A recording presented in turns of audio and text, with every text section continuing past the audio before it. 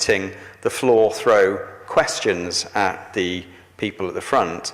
This is very much an occasion for the people at the front to be asking questions back the other way. Not to say that you can't throw in questions if you wish to do so, but to understand that the gentlemen who are here today are very much here to learn from you, find out what it is you think that they should be considering, and hence they'll be asking questions in relation to that. All right. Just a little bit of history for you. I'm sure most people who are participating today or who are watching online are aware of Path to Excellence Part 1, which looked at services that needed work done quite quickly, and which is now basically moved on. We've now moved on to the next stage, which is Path to Excellence 2, which is looking at in-hospital services, emergency care and acute medicine, emergency surgery, planned care, including surgery and outpatients. So the conversations are really revolved around that, though obviously some elements of that might extend to other elements of care that people want to talk about as well. So that gives you a little bit of the background. I'm going to invite Councillor Angela Hamilton to open the meeting with what she would like to discuss first of all, and present to us what she would like the group here to think about. Thank you. As I said, my name's Councillor Angela Hamilton. Just Angela though, please. I represent Beacon and Bents ward in South Shields. It's one of the largest geographical wards in the borough and has high levels of deprivation. I've been asked to come along here by residents from that ward to put forward some of their thoughts and opinions and experiences about the use of the hospital and what it will mean to them when if and when services are moved away from the hospital and to Sunderland, and to raise some concerns about the process that's been undertaken both now and previously. Just to give you a little bit of background about myself, I work for Newcastle City Council, so in a policy and communications role, so I'm well aware of communications, consultations, that kind of activity.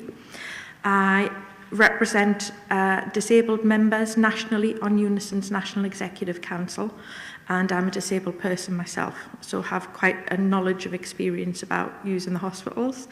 I formerly worked for the Disability Rights Commission, so again have quite a bit of understanding about some of the issues that are faced by some of those who are most excluded and isolated within our society. And I think in some ways it's those people as much as anybody else that I'm here to speak on behalf of today, those people who can't always speak on behalf of themselves. I'm aware that this consultation is about phase 2 of the proposals for the hospital, and received a presentation in my role as a councillor approximately 6 weeks ago at a community area forum meeting. I raised a number of concerns there, and I'm going to raise very similar concerns here.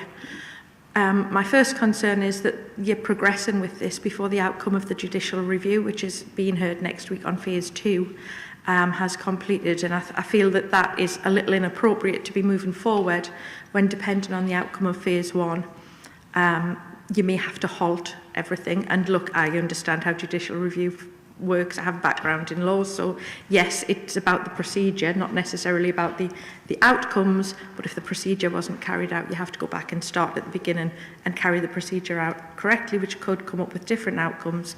So to begin implementing phase 1 and to start consulting on phase 2 seems very premature, given that you're almost predisposing what the judge is going to say at the hearing next week.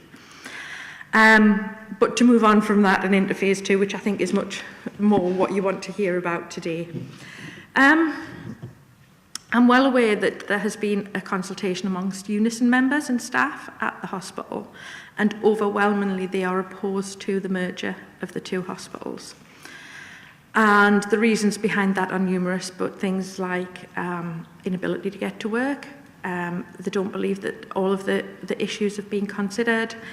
That neither hospital will be able to deliver the services that they will be expected to deliver going forward, and that there are a wide range of alternatives that are apparently being considered, but nobody has been given any information or evidence about what they are. In the presentation I sat through, we were told there was 31 potential options, but nobody could tell us what any of those 31 potential options are. So to be ploughing ahead with this seems a little premature, because people can't respond to proposals that don't exist. We aren't clear what your plans are for the hospitals, except that it's going to be downgrading of services in South Tyneside, downgrading of services that people really don't feel it's going to be appropriate to be downgraded. Accident and emergency is essential, and changing the hours of accident and emergency, reducing accident and emergency cover is not really appropriate. I gave an example at the meeting I was at the council from myself. I don't like to give personal details of other people unless I've got the permission. So I used an example of myself quite recently. I have asthma, which I haven't suffered from for about 15 years, but this year it increased significantly with the hot weather, high pollen counts. And I had to go to hospital because I couldn't breathe at all. I could not have got to Sunderland Hospital, and I completely and totally believe that if I had not been able to go to accident and emergency in South Tyneside, I would be dead now. The doctors were brilliant, absolutely fantastic. We have some of the best ratings in the country for A&E, and higher than Sunderland's. So the thought of moving that to Sunderland, I think, is really not acceptable to people in the borough. I have nothing against Sunderland Hospital, in case anybody thinks I do. I also have MS, and I receive most of my specialist treatment for my MS at Sunderland City Hospital. It's the most appropriate place. Nobody's saying that things can't change. Nobody's saying that everything has to be delivered in every single hospital. We all know that's not possible. You couldn't have heart transplants in every hospital. You couldn't have MS services in every hospital. That is not possible, and we are well aware of that. But there are some services that need to be delivered in every single hospital, and that includes accident and emergency, it includes maternity, it includes all the services that you're looking at and considering moving at this stage. Excuse me one moment. And I do just want to read something. I asked people to let me know what they wanted me to say, because, as I say, I'm not here to represent myself. And somebody from my ward came back and said, I see lots of different specialists, 11 at the last count, and all but the physio are now in Sunderland. I basically have to prioritise who I can see because of the cost and hassle of getting there. Nobody should have to prioritise which medical conditions they are able to have treatment for or seek treatment for because they can't afford to get there on the bus, or because there is no transport for them to get there. People from the ward that I represent, some of them have to get 3 buses to get to a hospital in Sunderland. When you're not well or ill, you know, it's really not acceptable. I'm not saying that things can stay as they are. We all know they can't stay as they are. We need to look at options. There's very limited access, especially public transport. The staff in Sunderland don't think that they will be able to cope with the additional resource, have the capacity to deal with the additional number of patients. Staff from South Tyneside don't want to move to Sunderland. There's talk of a recruitment crisis now, and that there's not enough staff. But what are you going to do when those staff won't move to Sunderland and they go to Gateshead or Newcastle, which are much easier to get to, or they just don't work anymore in the NHS? How are you going to recruit the staff that you need in Sunderland then? How are you going to ensure that people are not dying because of the changes? The proposals are absolutely horrific. Somebody sent me something through just this morning and said that raised the issue of a young boy who died at Sunderland Hospital of sepsis. If the hospitals can't cope now, how are they going to cope with more patients and more patients and more patients? Over the last 20 years, our services have been downgraded significantly.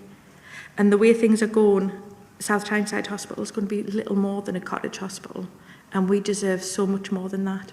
The people of this borough deserve a real hospital with real services. As I said, we know there can't be everything.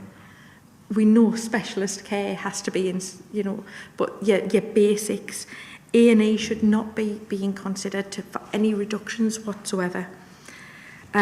Maternity, all kinds of things. We've been asked to submit evidence here today, but it's very difficult to submit evidence when you don't know what the proposals are, when you've heard outlines and high level. This isn't a consultation.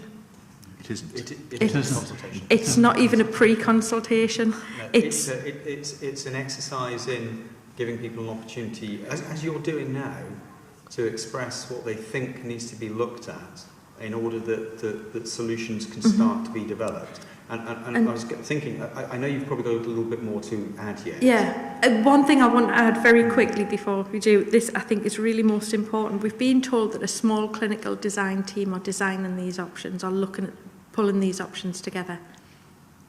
I don't think it should be just a small clinical design team. You need patients involved in that. Okay. You need people, the public, involved in that, because the clinical design team, no disrespect to any clinician, they only see one side of it, they don't see the other side. You'll be glad to know that this is really just the first step in a process that leads down that direction. Okay. So you're probably familiar with the legislation that governs the way in which health bodies had to formulate and then consider proposals. Yes. And the involvement aspect of that. So this is a starting point in getting people like yourselves to express the concerns and point towards what you think are solutions in the solutions in actually building solutions, if you like. What should be considered as part of that process in order that they're doing, I think, pretty much what you're suggesting, which is a wider involvement. And I think that with regards to the 31 options, and somebody can correct me if I'm wrong in this, but the reason that those aren't really out on the table yet, in fact they're not really 31 options, is because there isn't even a skeleton as such. There's lots of different ideas floating around as to what needs to be considered. The idea is that this is part of a process now, as part of early involvement in drawing what people think needs to be considered in helping to shape that. And I think one of the things, bearing in mind who you've been talking about, with your constituents and other parties you've spoken to, is that we need probably your recommendation for who you think needs to be involved in that process in a more substantial way, in working with clinicians and others in helping to look at what solutions should look like. Okay. For a start, representatives of the Save South Tyneside Hospital campaign, they probably know more about the changes and the proposals and the impact than anybody else, because they've spent 2 years at least gathering evidence, looking at all the issues, and I think they could certainly point you in the right direction of the people who would be able to help. Nobody is saying that there isn't changes, but they would be able to give you those ideas and those suggestions, and they would be able to work with you, and I think they would work with you in a positive way. The trade unions, obviously, in the hospital, from the staff side, cleaners, nurses, everybody, not just clinicians. It's a much, much wider. I work for a council. The person who knows the most about how a council works is normally the cleaner, because they see everything. They go around everywhere. It's not the chief exec at the top. Again, no disrespect to the chief exec at the top, but they don't see as much. They don't hear from people. It's the people at the bottom, the people on the ground, the people who are front-facing, who see what goes on. And it's amazing how many ideas they can come up with that are so simple and yet so innovative at the same time, that can do so much, that can change things, that can just be, and those are the people that need to be involved from the beginning. I'm not saying you have the whole of South Tyneside residents involved. It's not possible. Yeah. It's seriously not possible.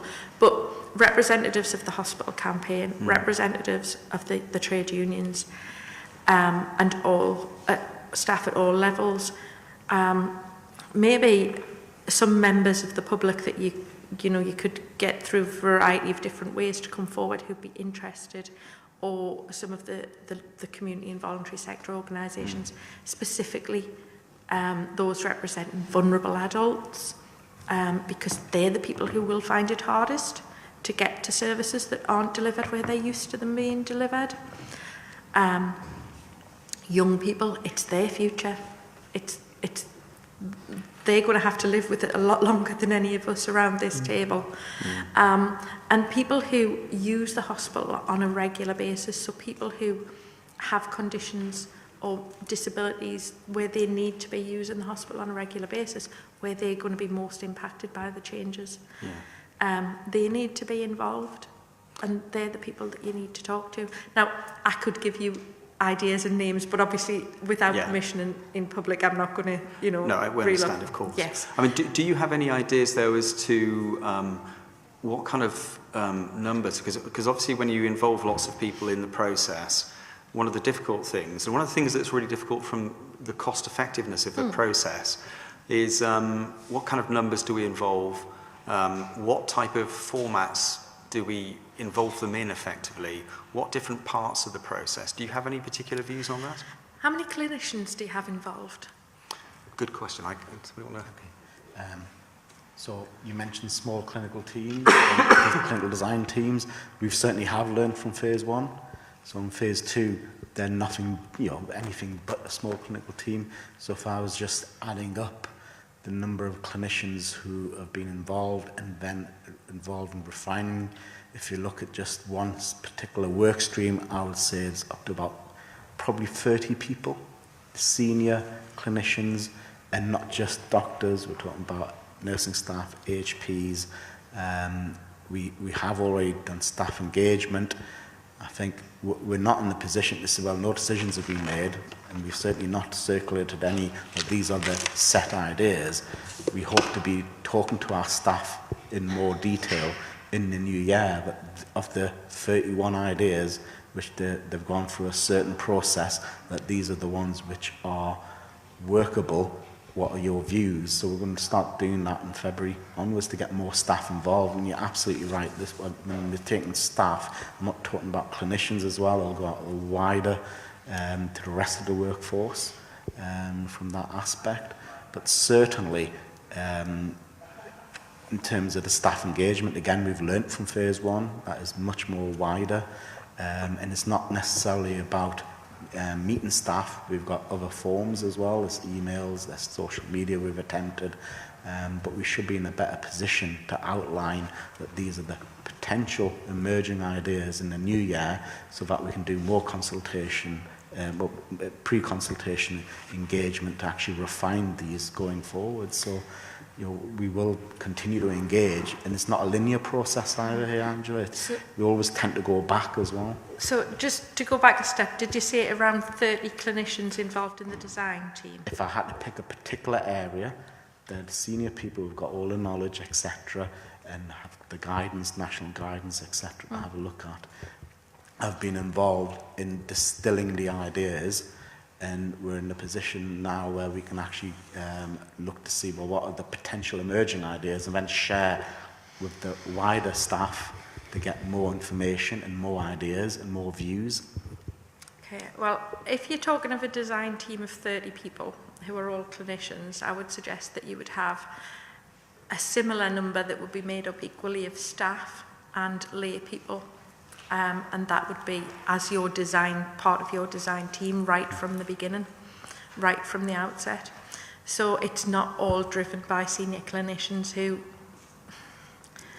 sometimes don't see the other side, or the smaller problems, or the things that, the lay person does see.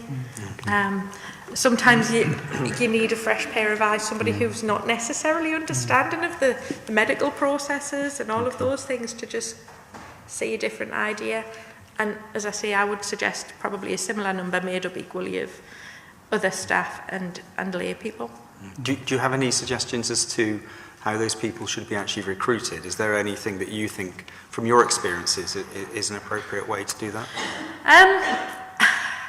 I know it's difficult because you do get the same people coming back over and over and over again when you do. And you don't necessarily want the things. usual suspects, because other people will say that's unfair. So, and it needs to be perhaps different people in different scenarios. I think when you're looking at staff, you would go through trade unions and staff groups, making sure that you have a diverse range of staff, because you're going to have a range. I talk about trade unions a lot because I'm a trade union activist, but not everybody's a member of a trade union. But there will be other staff groups in the hospitals. So, there might be women's staff groups or disabled staff groups or you know, ethnic minority staff groups, making sure that there's a range of people, recruit through those people, but not necessarily all the senior people. Make sure you get somebody in staffing from different areas. Make sure you have somebody who works in the canteen or in cleaning or on reception desks, or, you know, those people see things. When it comes to the public, I think you have to look at a number of things. You have to look at, sometimes you do have to have representatives of the usual suspects. So I talked about groups representing vulnerable adults and children, and you do have to have groups that represent them. You can't just go and pick somebody off the street and say, well, you can represent them. And then I would suggest maybe asking ward councillors like myself, not to be on the group, but to work with the communities to find people who would be able to put ideas forward. I don't think you should have a load of councillors on that group, by the way. I think that would be the worst possible idea. So I think it should be real people. Yeah. You know, but councillors are out there, they're on the front line, you know, they're knocking on doors, they're talking to people all the time. Yeah. They can probably come up with people. And people who will challenge you, you don't want people who are just prepared to sit there and just agree with what you say. You want people who will challenge you, constructively challenge you, not just criticise, but real people out there. And I think ward councillors could help, maybe some of the police and community support officers, they might be able to come up with some ideas of good people that they come into contact with. By good people, I mean people who would be good, not good people as opposed to bad people.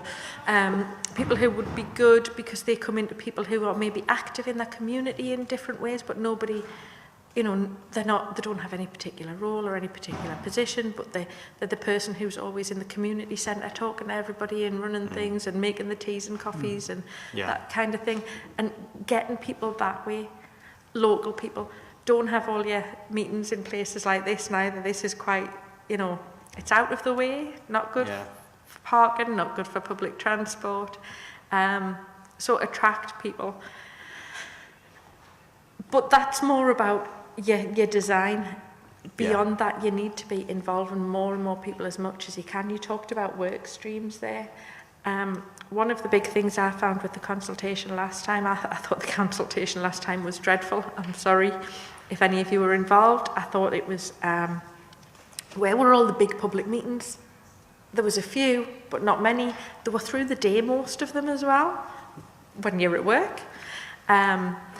Where were they? And there should be, you know, maybe there should be lots of them, and there should be at various times. Saturday mornings, Sunday afternoons, evenings, you know, whenever. I know that's not nice. As I say, I do consultations. I don't always want to work on a Saturday. Where's the person standing in Morrison's or Asda handing out the information and saying to people, come back to us on this, you know?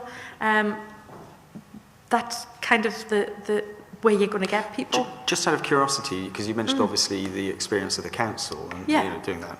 That was Newcastle Council, by the way, who I work for, not South Tyneside Council. I'm a new councillor, so I'm not that. But even there, I mean, obviously there's always some good learning that comes across different public bodies. Have you found particular methods for involving local public that actually gets what do you find that gets the most useful information? So if you think about those who will be involved in design of solutions, what is it that you find is the best way of actually involving people to get the information for those involved in design to consider? I think it depends on the type of people you're trying to consult with. So a number of years ago in Newcastle, we were consulting on something specific, and we literally went into pubs and handed out information in pubs. It was on a specific issue around drinking, surprisingly, but you knew you would get people there, and we would talk to them. We wouldn't just hand out information because they're just going to chuck it away, they're out in the pub. But you'd be surprised how many, if you went early in the evening before they've had a few drinks, would sit and have a chat with you about things. As I said, supermarkets and things like that, you do get people coming up and talking to you. If you've got a stand in a supermarket, they'll come up, they'll chat. King Street, you must have seen the numbers on the petitions that we've handed in. People come to us in King Street. We set a stall up in King Street and people come to us, and it's not just a sign. It's to listen, to find out, to hear. We've probably spoke to more people than you have.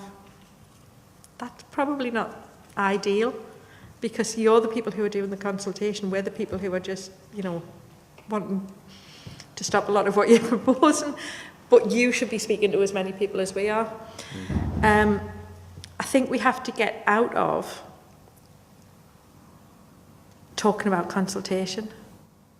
We want to be engaging, we want to be listening, we want to be, you know, social media is great for young people or younger people. I mean, the council I work for has a fantastic social media site. We get loads of stuff. We've got, you know, 30,000 followers or something like that, because we put stuff out constantly all the time and we get responses. And it drives people to websites and to consultation documents and things like that. But that's not going to get you older people who are possibly going to be most affected. So you need a lot of tailored consultation. Public listening panels like this, it's a good idea for what you're doing it for, but a listening event in local community centres is great. You know, people do go to them, especially if they know they're going to be on, getting the information out there, just getting as many people as you can. I know it's difficult. I know it's not easy. But it's about targeting different types of consultation at different types of people, and being there when people want you to do the consultation, not doing the consultation when you want it, doing the consultation when's best for the people who you want to hear from. That's, or the meetings, and public meetings. You might not like some of the things that are said in public meetings, and they may go on for like 2 hours and you get this bit of knowledge, but this bit of knowledge could be the nugget, you know, the gold nugget that gets you what you need to know, because people are more prepared to speak then as well, quite often, because, you know, and bouncing ideas off people, off each other, is when things come out. And I think that people need to feel relaxed as well if you want them to talk. So this kind of setup for a consultation event, I know this isn't, but you know, you wouldn't use this kind of setup for a consultation event. Them and us doesn't do well. Drop-in sessions do well. People just being able to call in and have a chat and things like that. That they work quite well. That's where we get the best. Most of the stuff I do is around housing in my day job, so the consultations we do and that drop-in sessions, people come in, you know, there'll be a consultation session that runs 2 hours, and you might have 2 people at one time and 30 at another time throughout the 2 hour period, but people just keep coming in and going out, and they look at and having the big drawings and the plans and stuff and all the ideas up, and allowing people just to put things up on the walls, you know, post-it notes and stuff like that, and or writing on stuff, allowing people to express their ideas, not just filling in. When I filled in the consultation response to phase 1, it was very much tick this box, this box, this box, or this box, and there was a little bit at the bottom to fill something in. Most of the times the options I wanted weren't there. I think from the sound of it as well, is, and your statement earlier on about not so much about consultation, but what we call wider involvement. Is it's important that the requirement is to get as much information as possible in as many different ways as possible, in order to feed in to the solution developing process. You know, essentially, would that be right? Yeah, definitely. Okay. It is important to engage as many people as possible and to listen to them, not talk to them, which is something that we often do wrong as councillors. We do, you know, we talk to people, we forget to listen sometimes. And somebody said to me, you should listen twice as many words as you speak. Question online, raise questions about ambulance response times. Yes, ambulance response times, Sunderland, South Tyneside to Sunderland for poorly children. Yeah, that's something somebody's just said online, to raise the response times. If you've got a poorly child in South Tyneside and they have to get to Sunderland, it's going to be pretty bad. Your ambulance, especially with all the cuts as well to the ambulance service, your response times are going to reduce. I know it's not directly linked, but it looks like we're going to have cuts to the fire service as well in South Tyneside, which again is going to impact. It will impact if there's, you know, road accidents and things like that. It's all going to impact on everything and people getting there. Children's A&E is, you know, one of the most important services that you can deliver. When children are ill, it can turn in a whisker. It really can. When my youngest son was little, when he was born, he had neonatal seizures. And he saw actually a wonderful consultant at South Tyneside Hospital. I can't remember his name now, but he was amazing. And I don't know if he would have survived if we'd had to get him any further than South Tyneside Hospital. It's a big borough, and to have to take that kind of thing. Am I right in thinking that there is currently a kind of a transport working group looking at the logistics effectively, isn't there? There is, but no solutions seem to have come up for it. What happens in the middle of the night? You know, there's a lot of people in this borough who don't drive, who don't have cars, can't afford to drive. It's a very deprived area. Yeah. You might manage to get a taxi to South Tyneside Hospital, but a taxi to Sunderland Hospital, that's, you know, it's just not doable. The maternity, you know, when the maternity was closed for those few weeks, we know how many children were born in cars on the way to Sunderland or on route to buses or ambulances or whatever, and that's not right. Children should not be born in an ambulance en route. I remember at the time giving the example of, you try getting to Sunderland Hospital if it's match day in Sunderland. It just can't be done, even if you can drive. It just can't be done if you're in labour. I've had 2 kids, I know what that would be like. It's not good. It's not good. Sure. It's not just not good though. It's really not. It's not safe. It's not safe. Sunderland also has what does it call them? Subco. South Tyneside doesn't. So you've got staff who are going to be potentially tubied across to a different employer. They don't want that. I've also been asked to ask, I've just remembered, are you planning on selling any of the land at the hospital? Because that's what people think is going to happen. They think the land's going to be sold off, and then there's going to be no services here, and there's going to be more houses built, and more people to use less and less hospital services. Yeah, I don't know if that's... I'm sure you're not going to answer that question, but it's an issue, you know. It's categorical, you know, we will always have a hospital at South Tyneside. But what kind of hospital? A sustainable hospital that delivers the best care, and that's what the teams are looking at. That's what we will engage with people to try and deliver the best care. Like I said, no decisions have been made as of yet. But telling people you're going to have a sustainable hospital to deliver the best care doesn't tell them anything. It doesn't tell them what services are going to be delivered, and that's what people want to know. They want to know, particularly around things like accident and emergency, that it's not going anywhere. And right now, everybody thinks it is. And they think if it's downgraded and closed through the night, it'll eventually go altogether. We've been told too many times in this borough that hospital services weren't going, or different medical services weren't going, and then they did. And then they did. So nobody believes it anymore when you say there'll always be a hospital in South Tyneside. Because when I was a kid, there was, 5, 6 hospitals in South Tyneside. Now there's 1. Nobody believes it anymore. And that's why there needs to be much more openness and much more transparency. And people understand that times change. People know that, you know, we're living longer. There's a much older population, so much more services that need to be delivered, but there's less money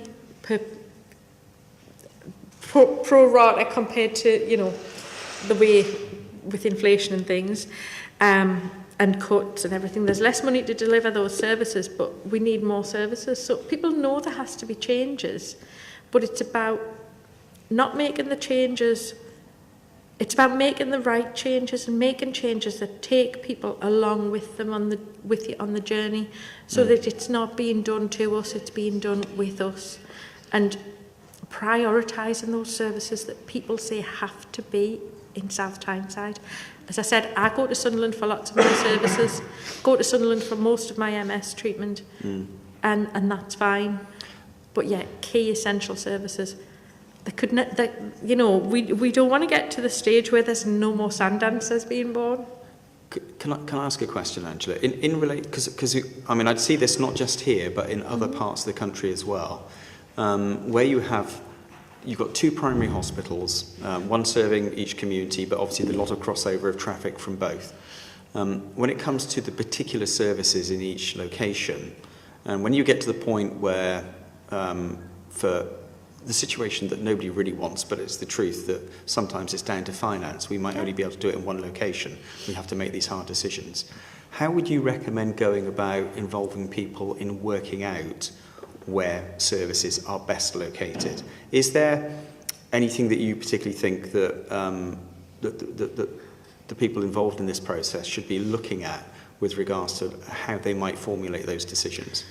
I think your starting point should be which services have to remain in both locations, and some services have to remain in both locations.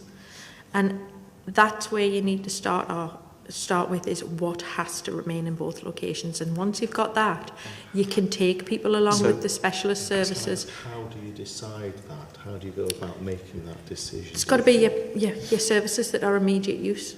So A&E is immediate use. You need it immediately. It needs to be close. Maternity is immediate use. Your pre-maternity might not be, but giving birth is. Your A&E needs to be there. It can't be 10 miles, 15 miles down the road. It really can't be. It needs to be there where you need it. We would, in an ideal world, every service would be delivered, or every main service would be delivered in every hospital, but that is not realistic anymore. We know that's not realistic anymore. It's about prioritising, but you can't prioritise. It's got to be people who do that, people who use the services. And I know most people will prioritise what they think is best for them to start with, but once they drill down to it, it's the services that are used by the majority of people the majority of the time. They're the services that need to be there. And can I ask, so you've talked about location, but is there any other facets to the service being available which is important for the design team to factor in as well? Is it just location? Or? Well, of course it's not just location. You have to have the best possible services and the best possible care. And you can't generalise about every service, can you? I know the stroke services, there was a lot of issues about moving stroke services in. If I'm honest, I didn't think the stroke services should be moved. But I think it depends what stage you're at as well. I've got a lot of people who've said to me, they've been to Sunderland for operations or whatever, but now they're having to go to South Shields afterwards for follow-up care. And to some extent that might sound fair enough, except sometimes those operations, you're going to have people very isolated because they've got nobody visiting them.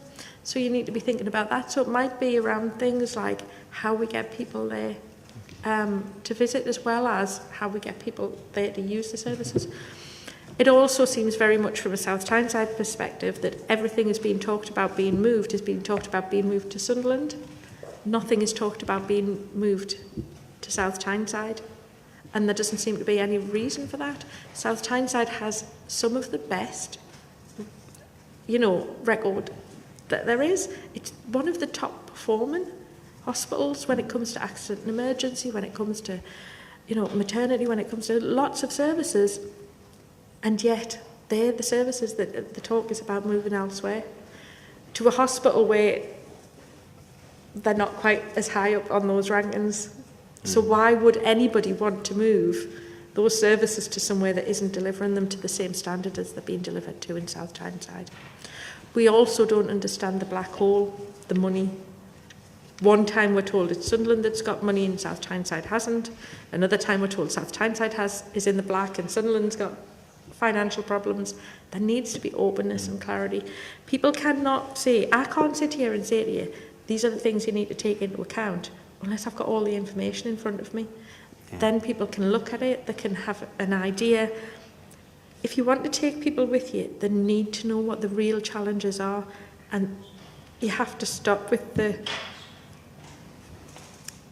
language that excludes people. Just talk like you would talk to your sister, your child, your brother, your mum, your dad. You know, these things that we talk about, path to excellence even, what does it mean? Anybody? It means nothing really, does it? It is a theme in the NHS. I know it every is. programme has it. I know it is. Yeah. Okay. Why we need to transform all care locally? What's wrong with change? You know, I mean, that's just somebody once sat in a meeting that I was in and said we needed to transmogrify. It was just like, oh my God. Okay. These are not words people understand. And if you give that to somebody who's got even minor learning disabilities or whose first language isn't English, future demographic changes, just people are getting older. Yeah, it's an important point. Angela, I'm conscious of time because we come to the end of your slot effectively. Is there a final kind of brief message that you think that should be taken into consideration before we go on to the next person? I think openness, transparency and talking to people is the most important thing, because we can't just take away services. We have to, and listening to people and prioritising your emergency services and your immediate services in both venues, locations. Yeah, I think. Okay, brilliant. Okay. Angela, thank you very, very much. It's been enlightening. Yeah. Thank you. Okay. Pleasure. Thank you. Nice to see you. Yeah.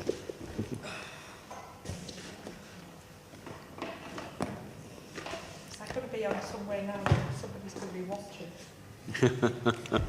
Very scared now. Thank you. Thanks, Angela. Okay, bye-bye. Okay, ladies and gents, I believe, is Chris? It is, yeah. Chris, nice to meet you, Chris. So Chris Ransom of the Sunderland Carers Centre. Do you want to tell us a little bit more about you and the organisation that you represent first? Yeah, so I am Carer Partnership Lead for Sunderland Carers Centre, and obviously we represent all unpaid carers across Sunderland. We do work hand in hand with other carer centres like South Tyneside Carers as well. But yeah, we support carers throughout Sunderland. My job as Carer Partnership Lead is to work with our external partners, thank you.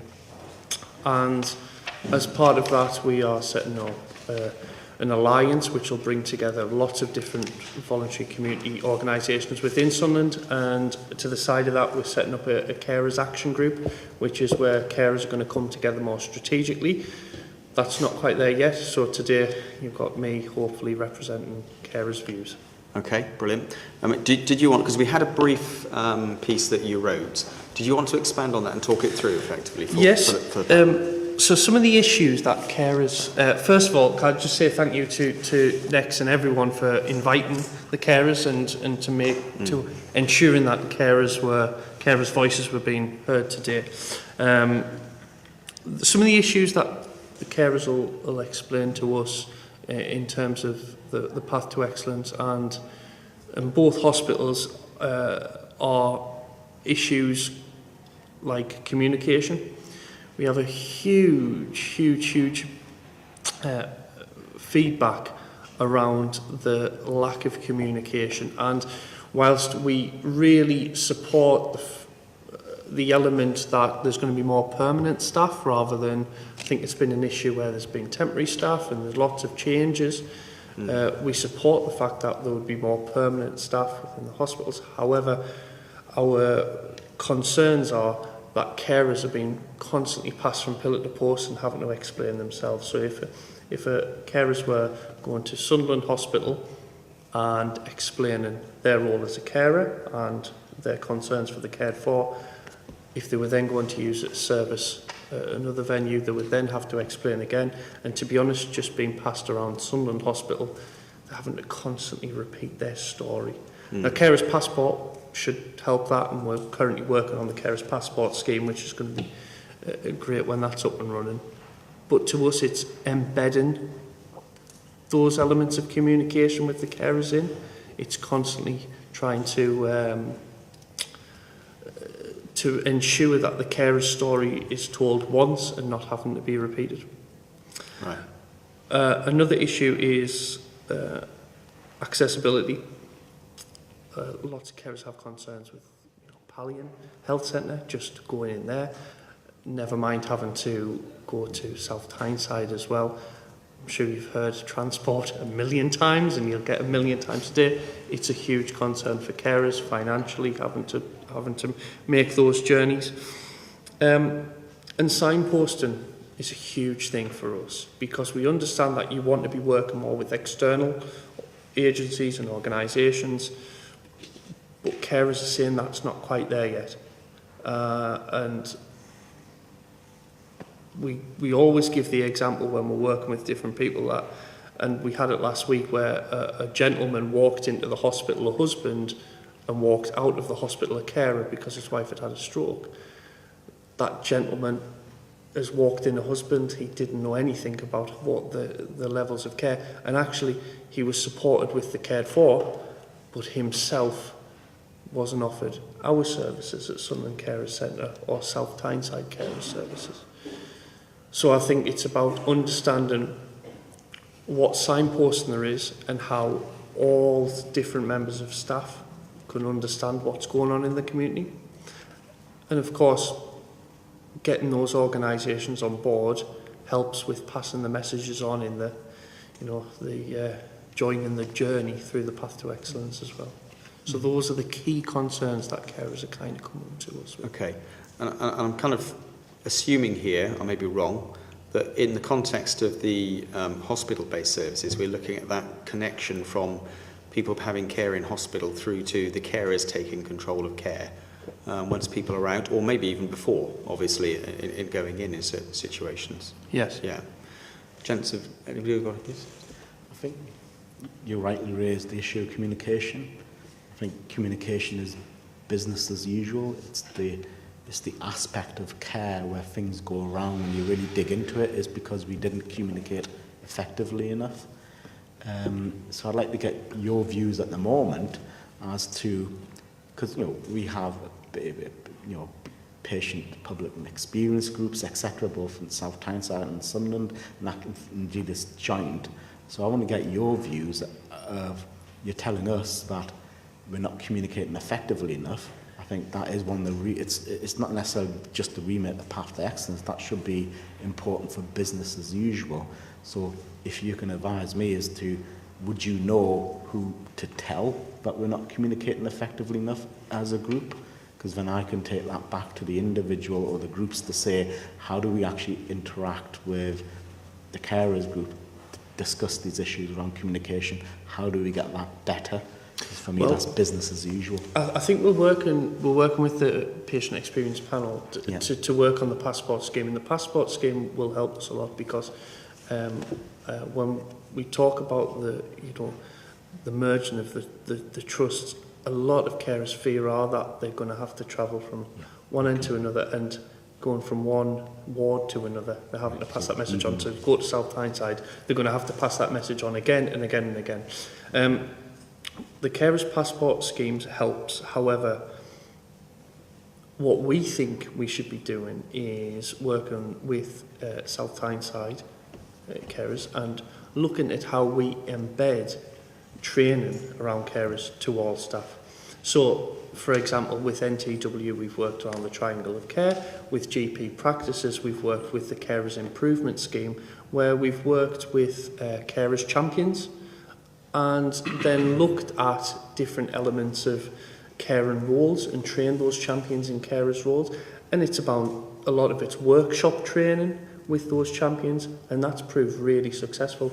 Say with NTW and the triangle, there's loads more work to be done, and we're not saying that's perfect, and we are doing work with our hospitals and the trusts, but it's certainly far off. And the carers passport is a great, I nearly said tick box, but it's not a tick box, it's a positive thing. But Sorry, Chris, could you just explain what the carers passport is? Because I don't think it's a concept I haven't come across before. So apologies, but the carers passport allows a carer's views to be pointed out, and carers actually, I think it's going to be a lanyard. I don't know, they're working on the development of what it looks like.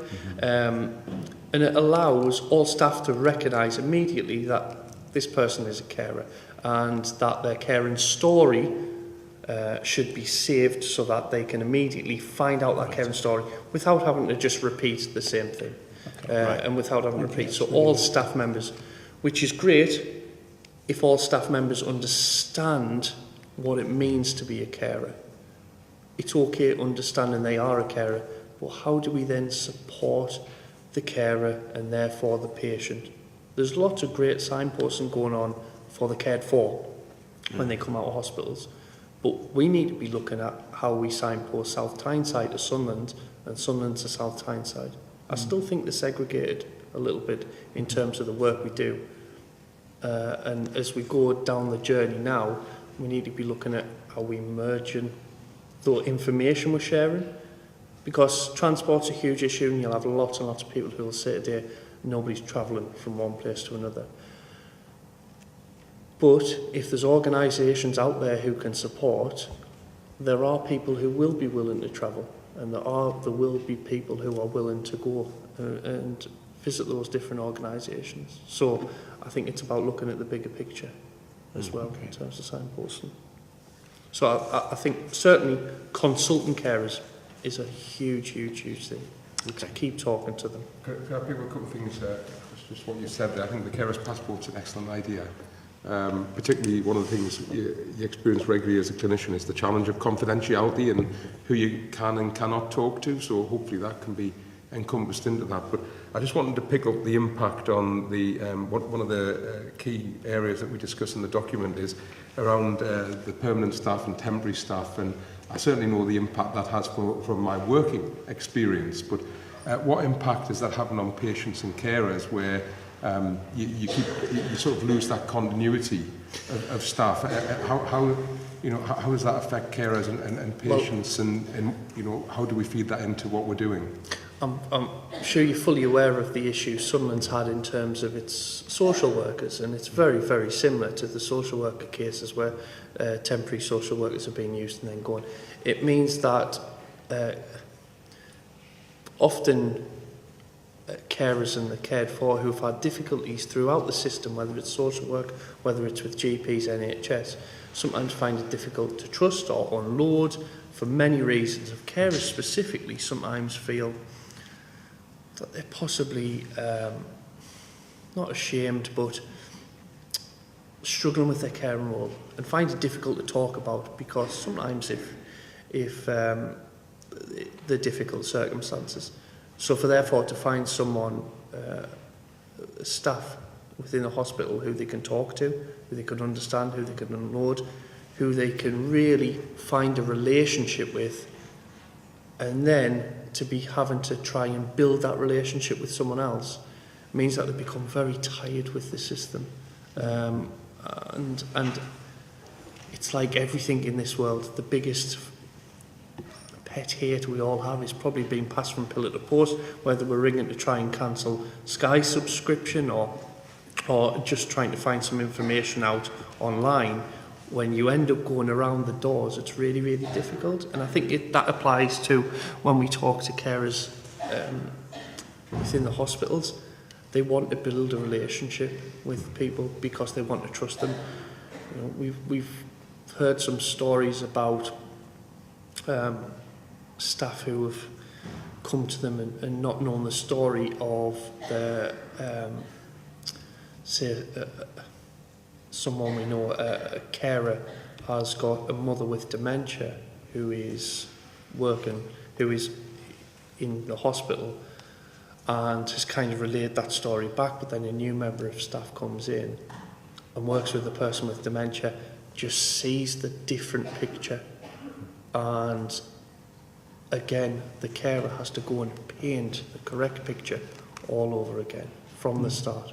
And it's led to some issues where that person is working with the person with dementia and straight away makes those incorrect decisions because they don't know the full picture. That's helpful, Chris, because I think we quite often do focus, and understandably, on the transport and those kinds of issues, but it's a slightly different angle that brings in terms of the continuity and value in that as well. So, you know, the travelling's an issue, and you've already highlighted that out, you know, being passed from one place to another and the concerns that exist there. But I think it's just bringing up that concept of continuity of care being valued. I think that's something that we need to feed in as well to make sure that's put into the work that's going on. Absolutely, and we think that for us it's all about relationships. It's about building a relationship with the carer, because ultimately we want that cared for to come out of hospital and to be able to be cared for, but the cared for needs to feel very secure for them to be able to take that person home and to care for them again. And it's the relationship with the carer that's going to allow that, because we've had lots of they're ready to go, and the carer's gone, no, they're not. You have to trust me on this. They're not. They need that extra support. Or likewise, they go, no, no, no. And the carer can go, no, they're fine. Trust me. So it's about building that relationship. And that comes if you've got a good continuity of staff. Thank you, Chris. I think it would be really useful, Chris, if you were able to actually keep yourself well aligned to the work that's going on. So are the carers centres, the carers associations already currently well aware of all of the work that's been going on with Pathways to Excellence? So yes, and we've been to the different workshops. We work really closely with Next, who've been keeping us updated, and Next have been really good in wanting to include carers. Likewise, you know, the Sunderland Hospital and South Tyneside Trust as well has been really positive in including carers and making sure the voices are heard. That hopefully, as we go along the process, it won't be my voice; it'll be carers who could speak as well. But today you had to settle for me. no, it's very useful For the design teams to hear this as well. Yeah, well, I think That's something which we will take back. And I mean, I was going to ask, bearing in mind what Councillor Hamilton was talking about, involving profiles of people in design, it sounds logical that, I don't know how Chris feels about either Chris or somebody from their organisation being involved in design process Absolutely. as well. You know, as a part of the consideration. As I explained, no decisions have been made when we're in a position to share emerging ideas. Obviously we're concentrating staff, etc., but this just adds another element for us to factor in, as Councillor Hamilton mentioned, and certainly having that voice of the carer at the table will be important. Yeah, if I can pick up on that as well, I did hear you say, Chris, at the beginning there was an alliance of volunteers for the sector, and just to make sure we capture that where that is, because if that brings a wide spectrum of views, that would be an area where obviously we'd be interested to communicate directly with. So just to keep people involved in what's happening with that piece of work as well, because it sounded much wider than just the carers work, but that sounds of interest to get the message out wide and far and receive comments and influence back. Absolutely, and just to clarify that, the All for Carers Alliance is within Sunderland. Its membership ranges from Age UK to Washington Mind to Sunderland Foundation. There's lots of elements in there, but sitting alongside that is a carers action group, and the carers action group will be not represented just by the carers centre carers who regularly visit our centre, but carers across the city of Sunderland. And actually carers are really well represented operationally in Sunderland, but not so much strategically. So we're doing lots of work with Carers Trust nationally and Carers UK to make sure that carers are starting to become represented strategically, which, and that group going forward into 2019 will be very active nationally and would love to be represented. Can I also ask as well, do you have colleagues in South Tyneside as well that you liaise with, of similar ilk? We certainly could work with the South Tyneside Care Centre, and we're aware of the organisations in South Tyneside that would be happy to sit with. We sit with them on the patient experience panel as well, and we've been working in partnership to work around the carers passport. So yeah, we're happy to continue that connection already forming. Yeah. Thank you, Chris. Thank you. Okay. Can I just for my own interest, I may pick it up wrongly, just correct me if I get it wrong, but at the beginning you mentioned there was some, not rivalry, but there was them and us between or was it communication that was an issue between South Tyneside and Sunderland carers? Is there an opportunity for that to be worked on or improved on in this process that we're moving forward with? In terms of South Tyneside and Sunderland carers organisations, no rivalry, just partnership. Work closely together, continue to work closely on the through the patient experience panel around the carers passport, continue to work around different schemes. So with different organisations representing different areas, but we're more than happy to work with them and have done in the past and continue to do it. You're already working pretty well together anyway. I picked it up wrongly, Yeah. I think. Yeah. Apologies. Yeah, no, that's fine. The world of the voluntary and community sector can get there can be sometimes, but no, we work with all of our external partners, certainly in South Tyneside. Thank you. Okay. Can I just ask, Chris, you talked briefly about transport and acknowledges, of course, transport's a concern for people. Do you have a feel amongst your members and amongst the people who you talk to, whether it's transport when somebody is an inpatient in a hospital ward and it's going to visit them, that's the issue, whether it's transport back and forward to multiple outpatient attendances when people are coming into hospitals? What is it about transport that most exercises people in your Difficult because it's a bit of everything. I think it's a fear of some of their services are. I think the lady was before was explaining that most her fear was that lots of services would end up in Sunderland and that South Tyneside wouldn't be well represented. Well, some of our carers would fear that they would have to venture to South Tyneside. Bear in mind, if you know the Hetton and Horton areas, but be careful because this is being filmed, isn't it? That the Hetton, families who won't travel from Hetton to Horton because of the historical rivalry, coal pit villages. So to travel to South Tyneside seems a long way away, especially when some of them, without joking about it, from the coalfields area into the centre of Sunderland, could be 2 to 3 buses. To then get to South Tyneside becomes very difficult as well. And it's for everything. It's for everything. To me, I'm not hearing any specifics, but I can certainly investigate that more. Would be helpful. Yeah, to know what we can do is we can home in on any areas like that. We can begin to home in on transport and look at that. Are you involved with this transport working group, Chris?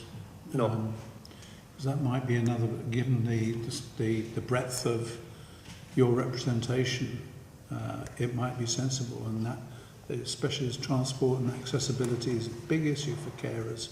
It might be a good idea if you were to approach the whole management of the Pathways to Excellence programme to actually see whether you get involved with that transport working group. Matt's signalling to me at the back. Matt is actually involved with the administering of the transport working group. Okay, I'll catch that. Chris, I think it's very important point that we start putting some faces to people, and so I keep mentioning clinical design teams, etc. Some of the key people like our clinical directors. A few of them now done videos which are available online, so you can get to see them talk. I know it's online with people like Stephen Green, Dashram Baragowd and Mickey Jachuk, but having listened to you, I think these are the sort of key people who, again, would be the ones to, when we eventually get the public consultation, but before then, is to actually engage with as well, because they are key people involved, one of many in the design team. So I think we'll get that message across, start putting faces to names, but moving forwards before pre-consultation is actually try to get you to meet at least some of the individuals to get views across and them going out. So we have had them going to the Oversight Scrutiny Committee, but you mentioned things like if you've got a central group like HealthNet, Carers Group, they can actually go out and do a presentation or introduce themselves or just listen and take questions. Yeah, absolutely. Okay, any more questions? No? Chris, thank you very, very much. I think there's some really useful information there, and I think that from the sound of it, you're going to be invited to have a large input into thoughts and solutions. Excellent, and like I said again, thank you for inviting us and thank you for considering carers in the consultation. Appreciate it. Brilliant. Thank you. Thank you, Chris. Thank you, Chris. I appreciate that the next session is due to start at 3:15. Does anybody want to take a quick comfort break before we get into it? Because it's a 1 hour session. Yeah. Is that all right with everybody if we just take a comfort break for 5 minutes, if that's okay? Yeah? Okay.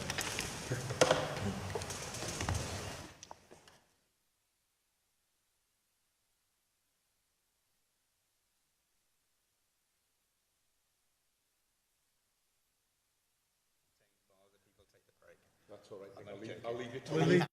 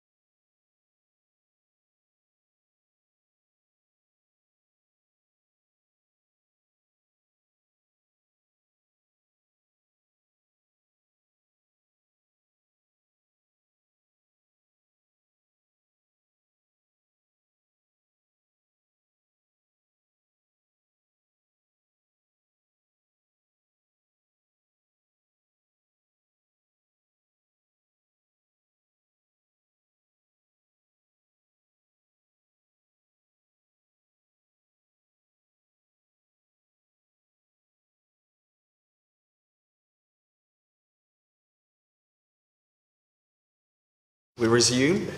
So just to reiterate from I suppose part one of today, to thank again Councillor Angela Hamilton and Chris Ransom of the Sunderland Carers Centre for their contributions today.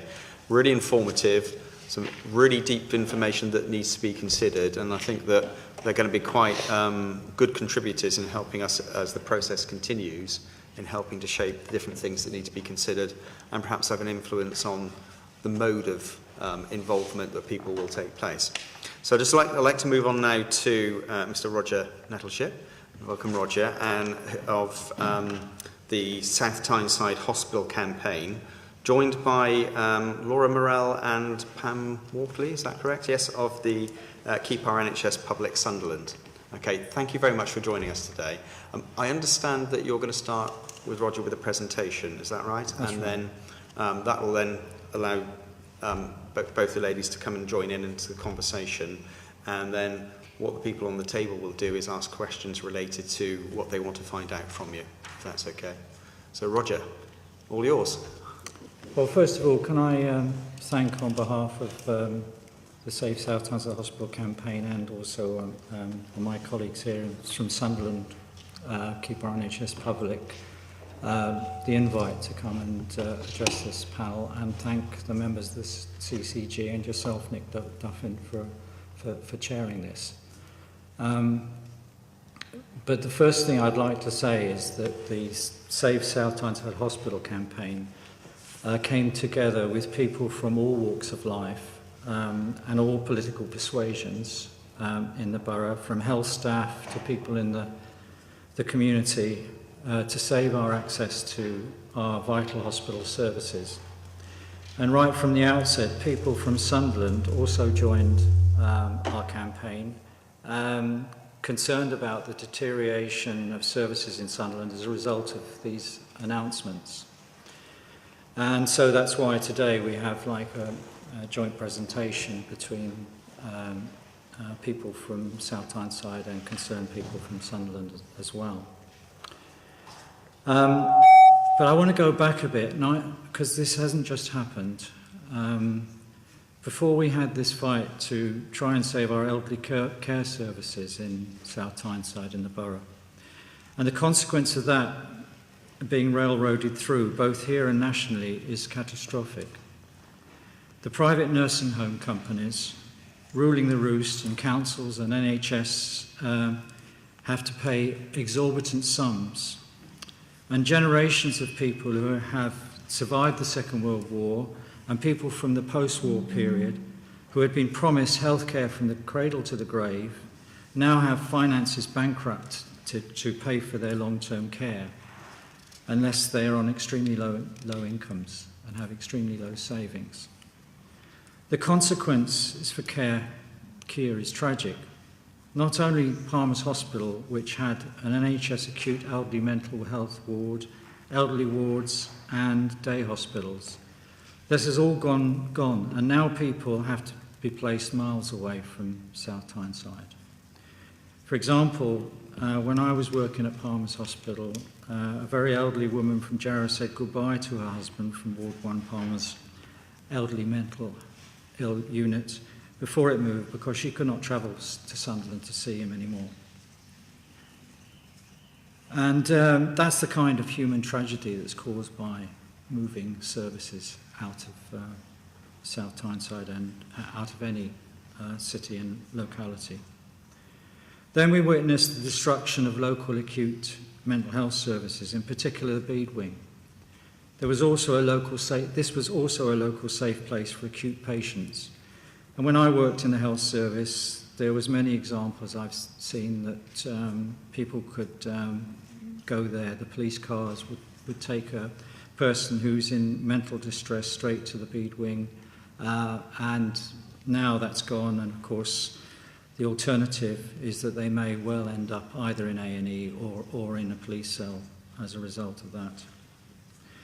So that was so important for mental health patients. And it was also so important for mental health patients to be treated locally near home when they could not be at home. And That was closed despite the objections, and I know at least one of you was on the consultation panel that we addressed when we were concerned about that. And that was closed despite our objections. There would be better care in the community for acute patients. But it's now a complete lottery as to where you'll end up if you're an acute patient. And I know it's quite different in the south. I mean, I have friends in the south who tell me people travel 300. It's nothing for people to have to go 300 miles for a bed. I've certainly, but there are people who have to travel outside. We do know of examples in the northeast of people who've gone right outside of the northern region for a bed. So that is the context that we're dealing with your so-called path to excellence. Then, of course, as you know, we are still challenging your path to excellence, which wants people of South Tyneside, in our opinion, to have a less equitable access to children's A&E, full maternity and stroke services. In that respect, you're ploughing ahead with phase 2, changes when we're still actually challenging phase 1. So that's a whole issue in itself. So this is the background to your path to excellence. And now you have phase 2. And so can you wonder why thousands of people don't believe the very opening lines of your glossy document, Working Together, which is on the table in front of me, that you're going to improve hospital services in South Tyneside and Sunderland, and that phase 2 aims to build on the strength and successes of our hospital staff. Of course, the rest of the document raises a very, very big but. And of course, the real aim, I think, in the consultation is the whole mantra that no change is not an option. And yes, we hear the objections that nothing is decided yet, all the options are on the table, that there are 31 options, one including building a new hospital, which, as my add, has been quickly dismissed, of course. And then you say to us that how can you dismiss change and we need to go forward. But what change are you talking about? What direction is it going in? That's the important question. We have a very good reason to believe from what your document says that this change is not going to restore proper public elderly care services in this borough and in Sunderland. It's not going to restore local acute mental health services. It's not going to restore local walk-in services either. But more specifically, it's not going to improve our access to acute hospital services. And it's not even going to improve the community services which are so flaunted in your documents. Because over the last 30 years or so, many of those community services have disappeared, especially from the days of the primary care trusts. So you're not talking to a ground zero public. You're talking to thousands of people in the borough who have seen this all before and know when you say no change is not an option, you mean further drastic cuts to diminishing services we have now, giving us less access to hospital and community services. And frankly, you even spell it out when you say we need to address the increasing demands on hospital services when community care is the best care. Then you say we need to address the increasing demands on primary care when self-care is the best care. In other words, this is the whole direction of wrecking public acute and primary care, so that more and more people will have to rely on self-care. And that will now, or in the future, mean paying for themselves, whilst health corporations turn our NHS, both acute and primary, into a chaotic sector to make profit, just as they did with the elderly long-term care. So this is not just us saying this. There are many independent bodies, for one reason or another, saying these plans, which are based on the discredited sustainability and transformation plans, STPs, that these plans won't work, and criticise the government and NHS England and NHS improvement for this whole strategy. Right now, as you know, the British Medical Association is saying that the North has a shortage of 180 hospital beds in our hospitals and cannot cope with the present bed capacity. I think the figure they give is 92% capacity when it should be 80 or 85%. Yet the favourite plan of our local CCG seems to impose the Canterbury model, which you have guessed means the closing of more beds. In fact, nobody talks about the beds that have been closed in phase 1. We lost 20 stroke beds gone along with the most experienced rehabilitation team in December 2016, let alone the beds that will go with the closure of obstetrics if phase 1 goes ahead. It seems to us that one thing we have in common is that neither of us have the power to solve these real problems of the NHS. You've been told to paint the massive cut to health services as a path to excellence. You don't even have the power to challenge your bosses, it seems. What's in the economy, what is in the economy, especially a rich one, if it doesn't prioritise public services and healthcare? What do health staff do? They add value, the most essential added value to society, and its endeavours, but the government and their friends claim that it's a cost and a burden, and to their other priorities, for which are the ones that you are accountable to implement. So your accountability is not to the people of South Tyneside and Sunderland, but to those other priorities of the government which are not ours. However, although we don't have power yet to change things for the better, the people of South Tyneside that have come together in campaigns like ours, Save South Tyneside Hospital campaign, Sunderland KNP, like people everywhere, are doing everything they can to safeguard the future of NHS, despite all the odds against us at this time. You, on the other hand, are prepared to dress up this disastrous path to excellence, even though these days you have much less control of the public and private corporate market that is wrecking our healthcare system.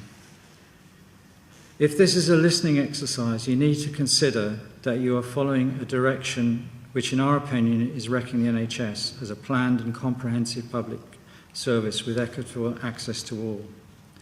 This will lead to the deconstruction of both our district hospital and our community hospitals and mental health system, and what is left of primary care and the expansion of private, public, corporate models and increasing inequality of access, especially from poor rural areas.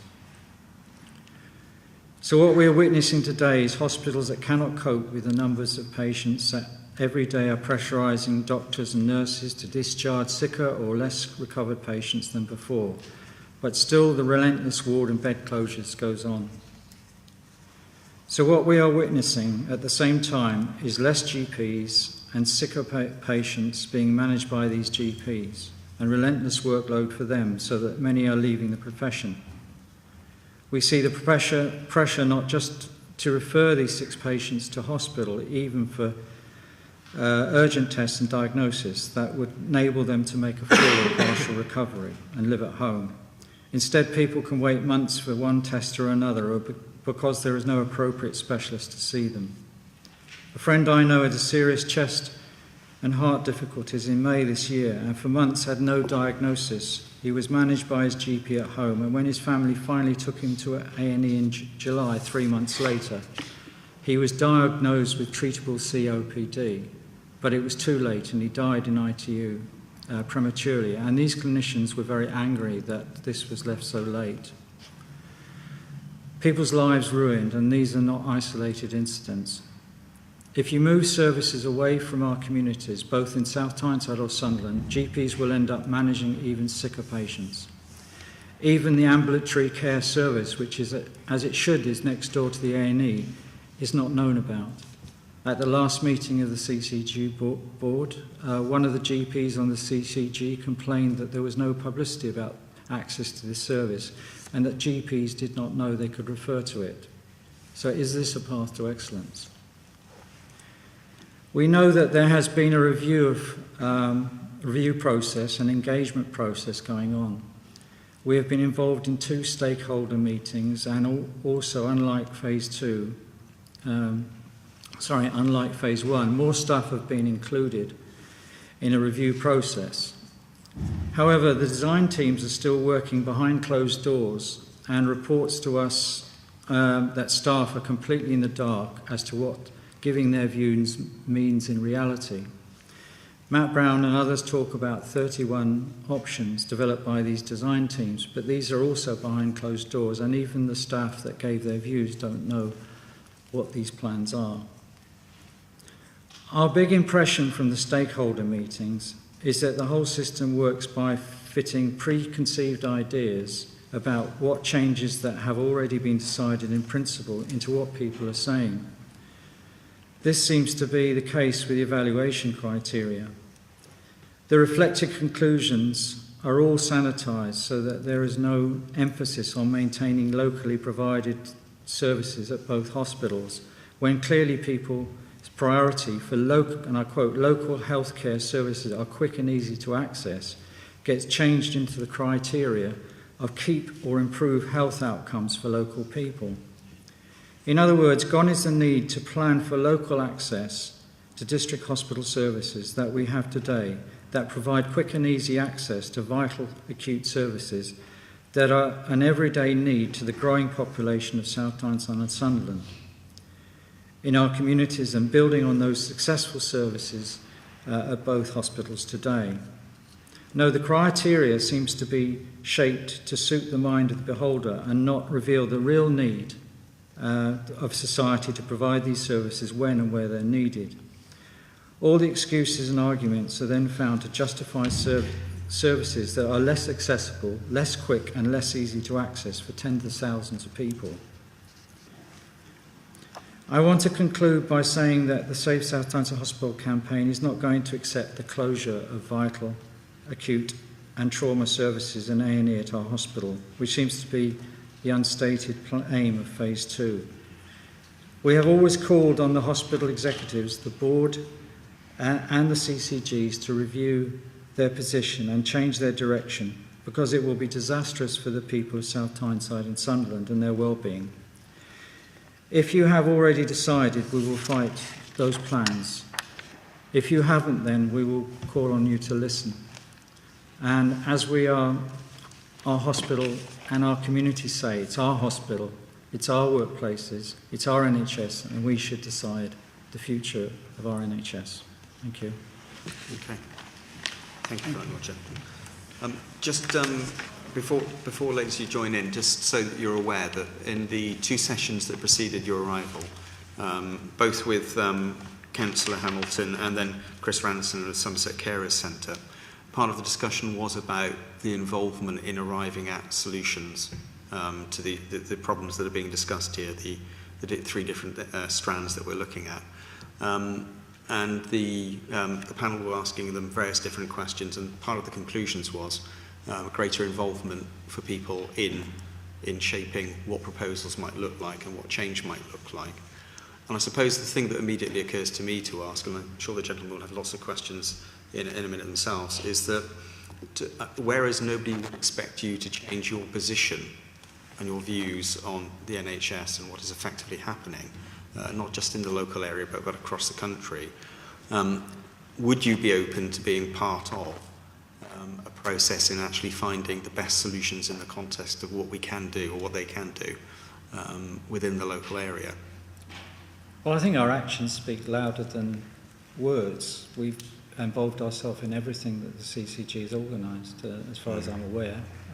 We haven't attended everything, but we attend every meeting. We attend the local authority meetings. We attend, where we can, the hospital meetings. But some of these meetings are very difficult to access, especially out of hours for people. And in fact, we are very concerned because, like what we found with the new hospital meetings, they've moved all their AGMs miles away from the hospital, so staff can't even attend. Because when you're talking about the campaign, you're talking about people in the community and people who work at the hospital who are involved in fighting to save these services. So it's not just us as a campaign, as it were. It's about all of the people that are involved being able to access and have a say in these decisions. Does that answer your question? Or yeah, to a degree. I was more all of that is absolutely relevant. It's great that you are taking part to the level that you are.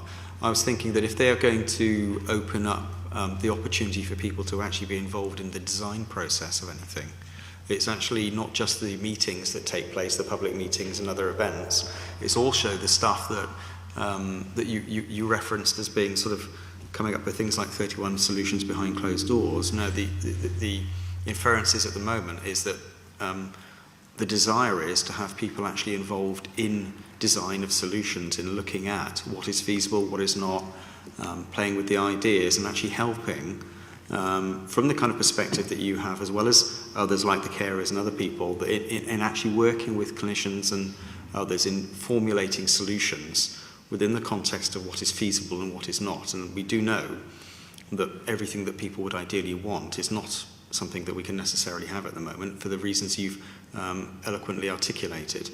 But within the context of what is possible, would you want to be more involved in, I suppose, those kind of processes?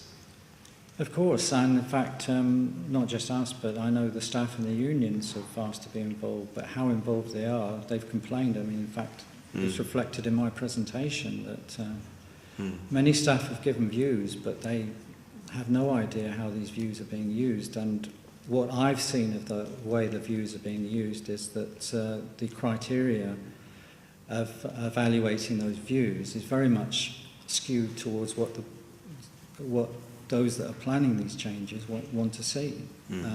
So that is a real concern, because if you're taking part, you want to have transparency, that you know their views are not going to be used. So, for example, when we attended the engagement process, one example that comes to mind is that there was a paper presented on that day that said that the hospital should provide national standards. So then the concern that was picked up by the CCG, their view of it was that they need to have research, scientific research facilities nearby. And it seemed to me that the logic between the two wasn't a connection, because you don't have to have, obviously research does filter down into national standards, but the idea that you have to have that comes out of having national standards in healthcare. I mean, that means you wouldn't be able to have a health service out in the Outer Hebrides because you haven't got a university there. Yeah, no, I understand. So all that kind of thing seems to play, and it's very sophisticated the way that happens when you go to these things, and there isn't trust there. That's the other thing, because of the context that I tried to explain. You may think that some of you may think it's not relevant to the subject, but if you look at the history of South Tyneside and what's happened to the very, very good services that we've had and some not so good services we've had, then it's clear that that this is the context that people are looking at what you're doing. And when you start talking about change is not an option, no change is not an option, people immediately think, well, you're going to make things worse. And even phase one has created that impression, I'm afraid. Okay, well, let's hope that phase two doesn't make that position worse then, in that case, I suppose. Ladies, did you want to add to... Just can I come in on the bit about the consultations you've already had? Because you talk about, in your document, about the views of hospital staff and patients have been considered, but there's no information about on what that basis that consideration was made. So what information were they given to make the decisions that they've made? So that's one thing. And the other thing was to do with GPs and primary community care, where you say the plan is based on work to enhance primary community care with GPs and community health professions. And then later on you say, we will engage with professionals in primary care. So there's a dichotomy. It's not making sense. Either you have discussed it with them, and this is what they want to do, or you're going to discuss it with them in the future. So I think it's really important to get the evidence right in your document. It needs to be clear what's going on. Which document does that relate to? Is it... It's probably that one. I'm not sure. Is it? I got it online, so... All right. Yeah. Yeah. All right. Well, I'm sure that I can have a look at that. Yeah. On my iPad. The other thing I really want to stress is this business about calling it a path to excellence. Please, let's be honest, it's not a path to excellence at all. If it was a path to excellence, you would be expanding the services for the local people in South Tyneside, and you would be keeping the services in Sunderland but making them better as well. And I think that's really important. And even Matt Hancock has come out and said that CCGs and hospital trusts should focus on the most affected to consider the impact on families and working, sorry, reading and writing, and for well-being for those who have to travel long distances. So for people who have to travel further afield. So, you know, government are recognising that actually local is not what you're planning at all. You're actually planning a move. And how you can discuss about South Tyneside and Sunderland Hospital being definitely both going to continue. What for? Let's be honest, what will the purpose of South Tyneside Hospital be once you've moved all the acute services out of it? It'll just be an empty building that needs how many million spending on it? 13 million, is it? To upgrade it, and why hasn't that been going on over the years? How come we've suddenly got a bill for outstanding need for repairs, etc. in South Tyneside Hospital? I don't know what the need is in Sunderland, but it's really important that that's just glossed over. You know, which manager is responsible for allowing those appalling statistics to appear? 13 million repairs needed in South Tyneside Hospital. So I think it's this business of it just doesn't feel right to say you're definitely going to keep both hospitals open or even build a new one. When there's no, what would be the purpose of it? You tell me. When you've moved all your acute services or not. Well, if that's what happens, of course, but... but you don't say that in here. You say clearly that both hospitals will stay open. What was the point of it? You might know, Shahid. Do you know what would be the purpose of South Tyneside Hospital when you've moved all these acute services out? There's no decision made that all acute services will be moved. So that's why both hospitals will exist. But the bulk of them will be, the important services will be, where your consultants are going to be active. Again, no decision's been made at the end of the day. You know, that's the whole point. You know, when we're in a position to share the emerging ideas, that will give more clarity of the emerging ideas. But at this current time, we're listening, we're engaging, but no decision has been made as to which services will move either way. But what we are clear about is that both hospitals will exist. South Tyneside and Sunderland will exist. So why do your plans specifically mention 3 of the acute services being moved? They haven't said they're going to move, but they're the 3 areas which we're exploring. They're the 3 areas which we are examining in terms of how best to actually get the best valuable care available at the end of the day. So, and they're the 3 areas which we can actually put into some sort of sense in terms of explaining when we get the public consultation. But we haven't said that they're definitely going to move. Those, you know, no decisions have been made. But what we do, you know, understand, actually want to make clear that both hospitals will still exist. Do you have views with regards to those services? With regards to those services, do you have views about what you think they should be considering? I mean, you know, if they're looking at finding solutions, if that's the process. I wouldn't want to move any of the services from the locality that they're in now, because I think they're a vital part of this area. In South Tyneside, we know it's got a very high level of deprivation. Sunderland has, but not quite as high as South Tyneside. So for me, I would follow Matt Hancock and say, why would you want to move services away from the local community which is they're serving at the moment? So for me, I would want to look at definite alternative ways of conducting business. So, for example, digital and IT. So with the stroke services, we know that at the weekends, the scans were looked at by consultants in the RVI when there wasn't a doctor locally. So why did you have to move services from South Tyneside to Sunderland when with digital technology you could have a consultant sitting anywhere looking at the scan, because that's what matters. And then you had a good team at South Tyneside, which has now disappeared, who with skilled senior nurses, so the treatment can be given from the consultant say so. And I think there's a lot more scope for that, isn't there, in general practice these days, for opinions and advice to be given digitally to save patients even having to travel to the local hospital. You can get a lot of advice about what to do as a GP if you have the time. No, well, yes, time's always an issue, Pam, as you know. as a retired GP yourself. I think that the digital technologies is something that the NHS, I mean, Matt Hancock's obviously a big fan, being a patient of Babylon, as he said in the House.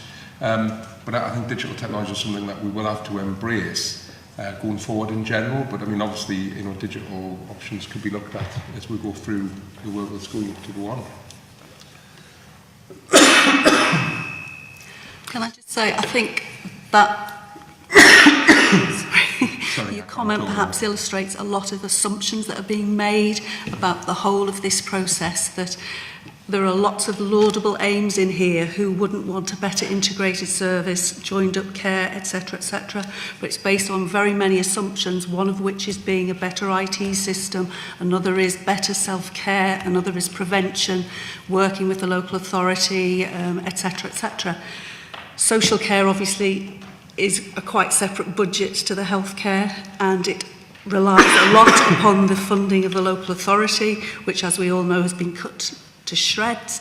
So how can you actually guarantee that that strand of your policy is going to help you in the success of the overall programme of this path to excellence? Yeah, so I think what you described there, and Roger did the same, was some of the challenges we're coming up with. However, we do have to address those challenges, so that's the reality. I'm sure we would all like some of those things to be different. We could all agree on that. I think as you look to the solutions, you can only work with what you've got, and I think this is what, you know, the events like this hopefully is about working with local people, local groups who are acting for local people, to look at the options that are out there to try and address the issues we've got. And I think we would all wish for a world where things were different and funding was different and those things were in place. My way of looking at this is we've got what we've got, and we'll probably find out a bit more information in December about spending and investment in the NHS when the planning review comes out. But we have to work with that to make sure we're delivering the absolute best services for our patients and our citizens in the area where they are. And this is about what this is really about. It's the listening bit as well. You know, I'm not sitting here with any ideas, to be honest. I've not been involved in any of the 31 projected things at this point. There's people who've been doing that work, the staff groups that were referred to earlier. But I think as a collective, we do need to come up with some of the solutions. I know you picked up the part about no change not being an option, and is that a problem? I think the reality is that the NHS and services have always changed, and you know, Roger made that very clear in what he was saying. Not always for the better, and I think that's the importance of working together to try and get it as right as we can. So certainly the thing that gets me here is trying to address those issues, working together to get the best outcome we can. Sometimes we've got to recognise that's not what everybody wanted. You know, we'd love to be able to deliver that. Why not? If you want, though, to gain the confidence of people and to get people, to bring people along with you with this, then you need to be able to show how you arrive at those solutions in more detail. For instance, you use an awful lot of modelling, NHS England modelling from all around the country, which most people, ordinary people, don't understand, but you quote as being absolute, you know, without criticism, when we know it can be criticised. You take that as your basis for a lot of your decisions. As I say, you make assumptions about improvements in public health, which are going to be, which again you make your decisions based on. Where's all the evidence? I know you have to make some assumptions, but you need to be able to justify those assumptions to people to take them with you on your journey. And I think you're right, those are, all things have limitations to how accurate they will be. I think that always has to be taken into account when you're modelling things, trying to come up with ideas. I think that's certainly the limitations of some of those things need to be taken into account. I think the other thing is to sort of turn it around and say we're open to the ideas people like yourselves had about what sort of information we should be looking at as well, to feed that in so that we get the full spectrum of options and ideas that are out there, accepting that all ideas have, whether it's assumptions or whatever, that there are limitations in their accuracy, and you know, hopefully by working together on those issues we can get the best outcome. But certainly open to having other ideas and other models and other assumptions fed in so that we can consider those at this early stage. Sorry, can I ask a question? Yeah. Again, my involvement in this is not yet detailed as Ian's described. We're going to be involved at the back end. So the 31 options, in my mind, are just 31 possibilities. But the question I'm going to ask is that Councillor Hamilton made the same point. And I think, if I've listened, what you're saying is that there's a history of mistrust or a history of not being involved. What is it that we can do moving forward to to turn that around, to change that, so that moving forward we do something about that? So basically involving you or your organisations or the people within them to help in the practical solutions that are going to come from the work streams that are currently working. So rather than have this mistrust and feeling that you're being excluded or the doors are closed, what can we do differently to try and address that? Well, I think the one question that comes to my mind is that you're talking about the 31 options, but when you had the phase 1, there was only 3 or 4 options at most, I think, in phase 1, and none of the keeping the service as it was or improving it as it was an option. And there was a criticism there from us in particular that, you know, how is that? If you're going to have a consultation, you've got to look at the services you've got now. And I picked that up in the stakeholder meetings, that you get this feeling that every time you come along as if you're inventing the wheel again, but nobody's actually looking at what you've got now, which is good and it's functioning very well. May have some problems like staffing problems, which certainly some of the services do, but they've had that for 30 or 40 years. So you know, as Pam says, there's other ways of working. So nobody was looking at so that they were all discounted. So people are really angry about that because they're discounted at word go what we have now, like our children's 24-hour A&E and obstetric maternity services and some kind of stroke rehabilitation service and so on. Although that wasn't discounted actually in the options, that was in the options, but it was clearly like not favoured.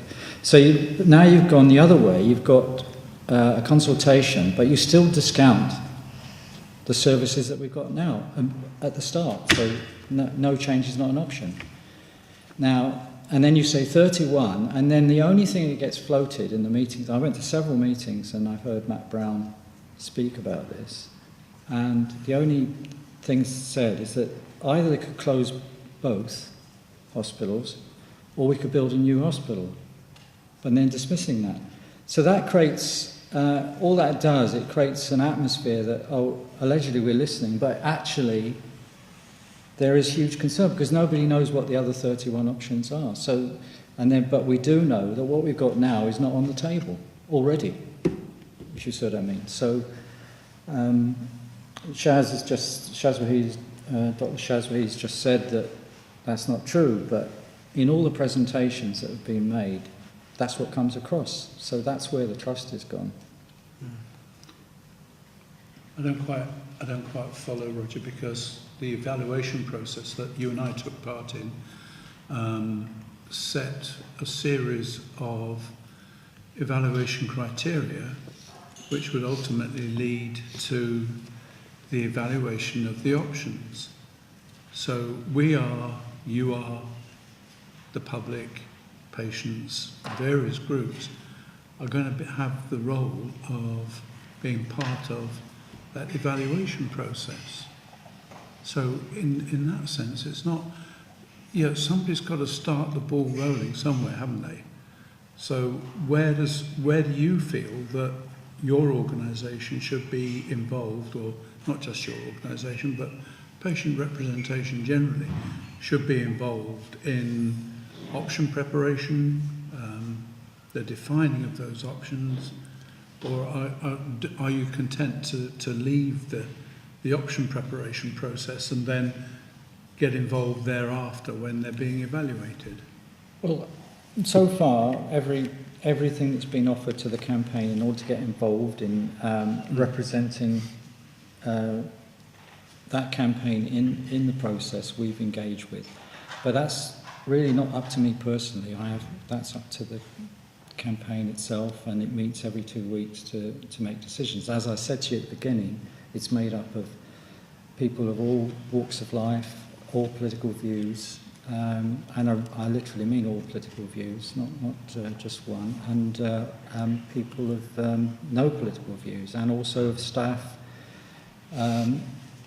itself in the hospital. So that's how we make decisions. And of course, if you come to us with a proposal, you know, we came to that stakeholder meeting and took part in the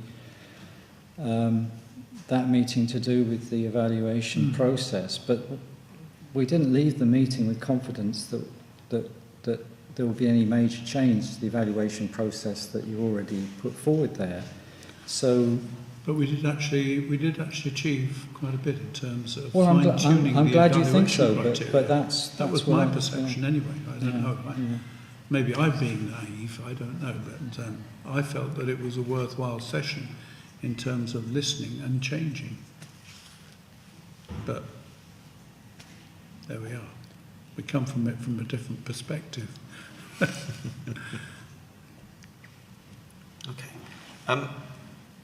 We've still got some time here, so another 15 minutes yet. Is there anything else that you'd like to explore in the context of where, I know you don't like the name Path to Excellence 2 goes? What about the timeline, the process that you think that you want to see happen in front of you? Have you got any views as to what they should be doing? I mean, the idea is that it will culminate at some point in a consultation, but as was pointed out earlier on by Councillor Hamilton, sometimes the more important aspects of what happens before the consultation in how we arrive at what is consulted upon. And do you have any views as to what you would like to see happen process-wise? Well, I have some questions that comes from staff that have been involved in the reviews, and they would like to know what is the proposals that are being made long before the consultation. So would people in the community, because as you know, consultation is not meaningful unless it's actually done in the formative stage.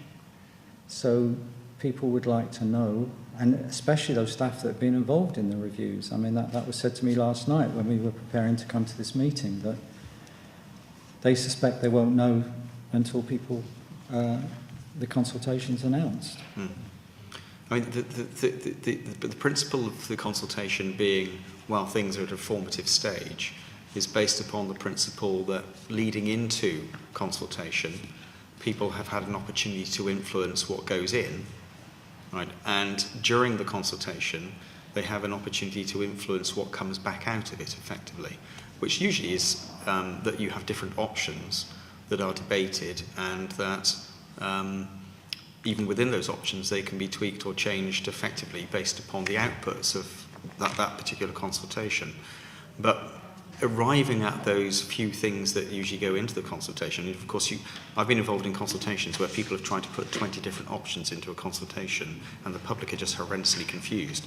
So what we would call a long list of different things that can happen, usually speaking, need to get narrowed down to make it a feasible consultation.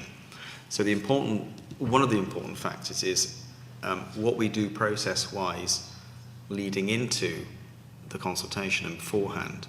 And it's that really which I think that, bearing in mind what you've said and the trust issues and so forth, is you need to probably have some kind of discussion and influence about what you want to see happen in arriving at that point rather than the actual final stage of the consultation.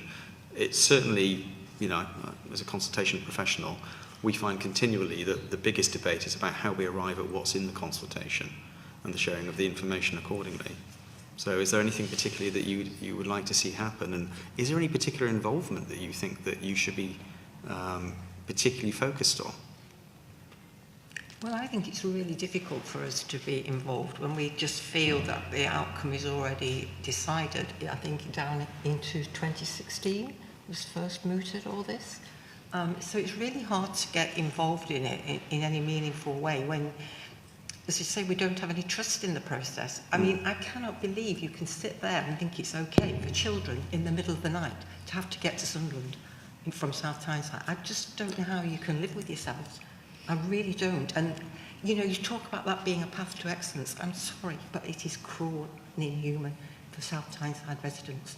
as a woman, there's only no men, there's no women on your panel. Where are they that would understand how awful it must be?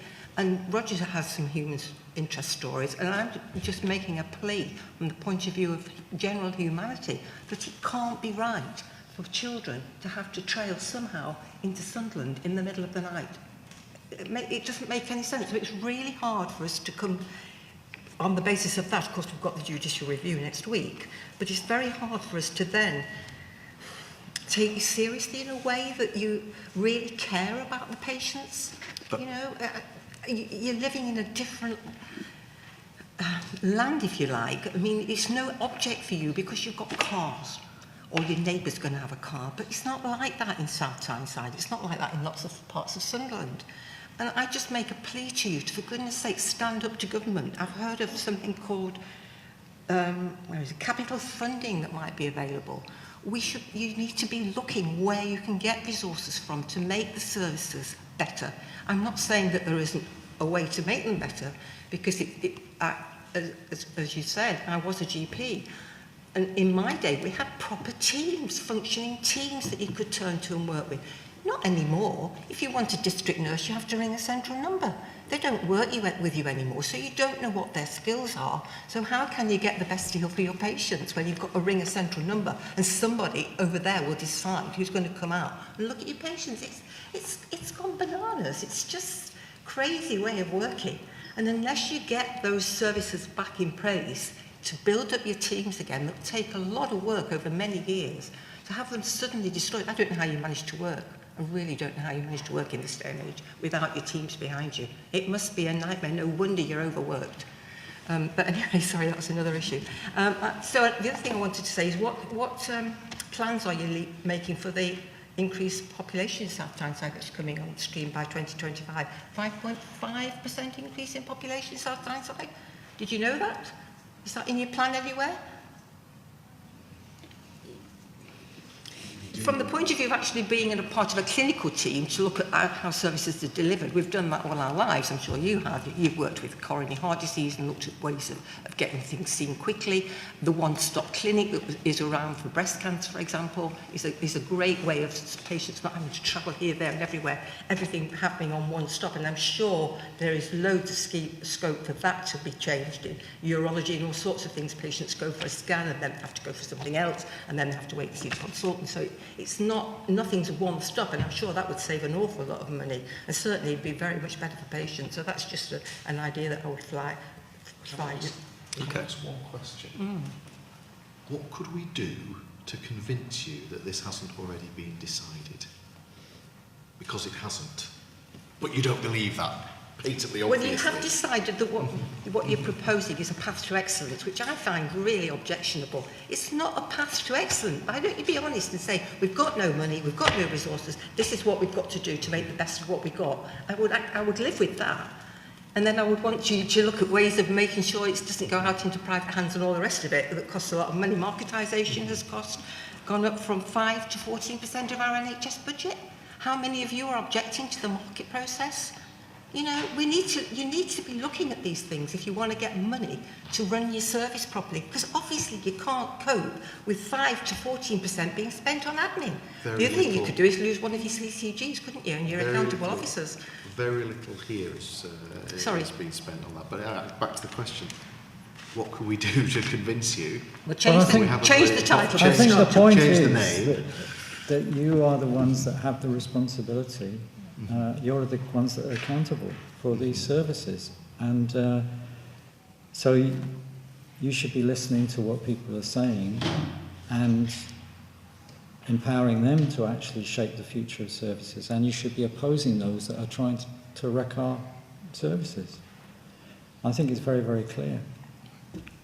And there's little as those involved in public sector service provision, you know, politically we have to remain neutral. I wouldn't object to lots of money, extra money being spent on the NHS, but we can't be political campaigners as you can. But as managers, you should be able to point out that you're not being given the resources to deliver the service that you're being asked to. That's non-political. That's good management. Right, okay. So if I jump out of this local context for a minute and look at this from, just for a second, from the perspective of working with people right the way across the UK, and not just in England, but in Wales and Scotland, and sometimes Ireland too, Northern Ireland too. It's very, very difficult, as somebody who oversees and looks at what everybody's going through, it's very difficult for people to sometimes be seen to be sticking their head above the parapet when they're involved in a programme, because there's the risk of the accusation of bias in one way, shape or form, and it doesn't always play bias that they've already made up their mind. Sometimes they come under pressure for stating a perspective, and that means that sometimes people who would be valuable and see things probably in a manner that you do, working within it and trying to shape things accordingly, might end up getting removed from the equation. And I have seen some scenarios like that. I have also seen people with their own personal views working behind the scenes to try and change that. But obviously in the context of the project they're working on, it is difficult. So I think that you need to be a little bit flexible with people in that respect. What they might personally feel is not what they can always bring to the table in the context of what they're doing here. You know, from what I've seen across the country, I see a lot of people very torn about some of the things that they're asked to do. So they shouldn't do them then. Well, because that's the problem, isn't it? That if we refuse to do them, then yeah, I don't know. This isn't probably the platform for looking at this today, but I mean, I think perhaps it's something that you need to look at, perhaps on a bit of a more of a national basis with other organisations nationally, and take those opportunities for people to get involved on a more national kind of a basis. But you know, we're not here to look at the politics today.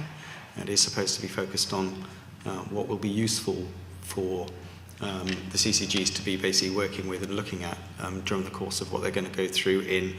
I'm going to call it POE for the minute because of the POE2. So, you know, I suppose, is there anything else really that you think that they can practically take into what needs to be done, or what they need to look at as part of the rest of this programme? Well, I'd like to see you working properly with GPs and not just giving them the fait accompli, if you like, or the fact that there's no option, because I'm sure that they can come up with ideas of how things could be better. It's certainly having consultants that you can liaise with that are willing to speak to you on a regular basis. And I think, to be honest, it depends on the context of what you mean by working with GPs. If it's about this piece of work, certainly we'll be doing that.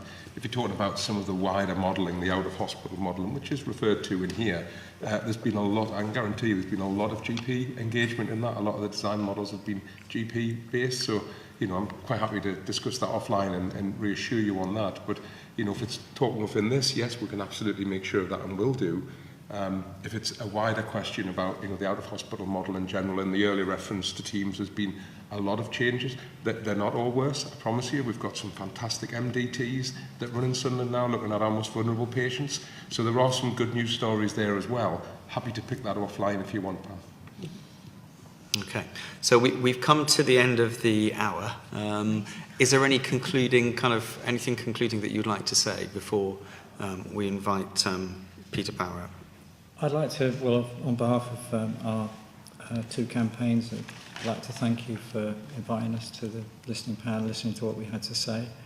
It may be hard to listen to what we had to say, but we thought it was very important, and it comes from all of those that are involved in our campaign. We felt it was important to make it very clear what we think about the context, and also about what we've seen so far of the phase 2 reviews and engagement process. Certainly, I can't speak for Sunderland, but I'm sure that'll be the same. We will continue to come to the meetings, engage. We still do not feel that at the moment that we're getting very far, but we feel that, as we've always done, that the best way forward is to have dialogue and to continually call on you to review the decisions that people don't agree with. So that's, I think, a really important point. So even though there may not be trust in that sense, it's important that we do keep engaging. And so anyway, thank you for the invitation. Okay, so Pam, Laura, Roger, thank you very, very much. And hopefully there will continue to be lots of dialogue. Thank you. Thank you.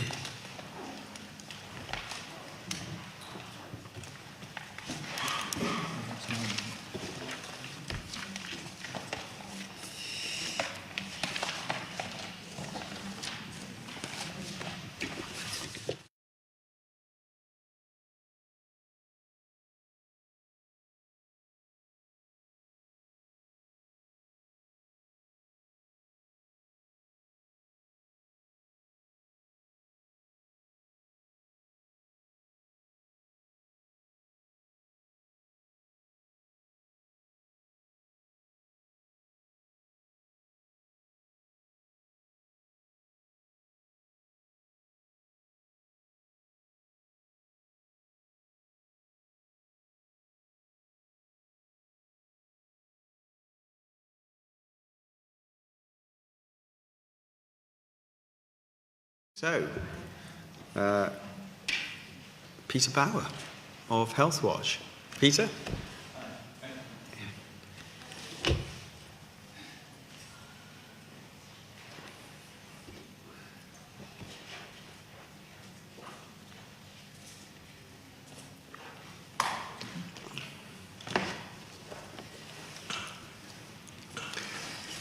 Bit outnumbered, eh? One of us All on my own, trying to persuade somebody to join. But here I am, and probably a disappointment, I would think. Can you hear me all right? Yeah. Everybody hear me?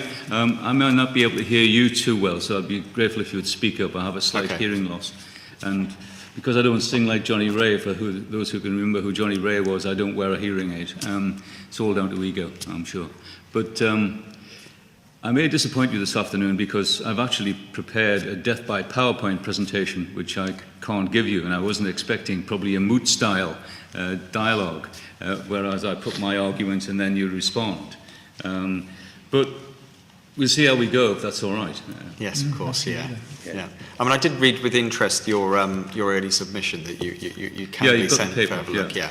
And there's nothing really definitive about it, but what I was pleased I did was pick up this as I came in, which is the Working Together booklet that you produced, and had a little read, because I was a little concerned about the topic. The topic is urgent care, and obviously this deals with emergency care, but the urgent care hub, as we call it, is embedded in emergency care, and I'm sure that it has lateral knock-on to what's going on. But I read in here on page 4 that we need to address the increasing demands on hospital services when community care is the best. So I can see we're on the same page, because that's what we're saying, community care is the best. And we've got a partnership in front of it. We've got Sunderland and South Tyneside. So I'm referring in the paper to Sunderland. It is a bit of a story, and I thought I would start with what we do. And it's better in the presentation, but if you've read any of our documents, and we produce reports fairly regularly, on the inside of the first page are 4 or 5 bullet points, 6 bullet points. And those 6 bullet points are about what we do and why we're there. And under the Health and Social Care Act of 2012, we were established as the local populations champion. And under bullet point 4 of that, we are charged with producing reports and recommendations to improve services. So basically that's what I'm doing here today, representing Health Watch South Tyneside, so not on my own behalf, but as a representative of Health Watch South Tyneside, that being a conduit for the residents of South Tyneside. So just a little reminder of why we're here, what we're doing.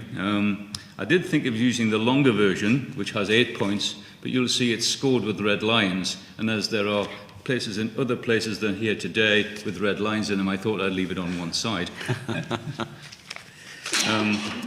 The first one may not go down too well, but you know, you sit there at your computer, don't you? And you think, I'm going to do a wonderful presentation, which I'm not going to show you. So you think, what can I find on the internet? So I was looking around for Path to Excellence. And I thought, well, how can I best do this that's easy for me and illustrate it for you? So I went to pictograms. And there was a wonderful path leading through the woods with a beautiful sunrise. And I thought, yeah, that's the one to pick. So I picked that one, and then I had a little think, and I thought,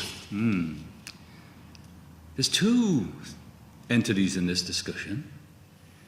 What is it really? Is it a path to excellence, or is it a dual carriageway?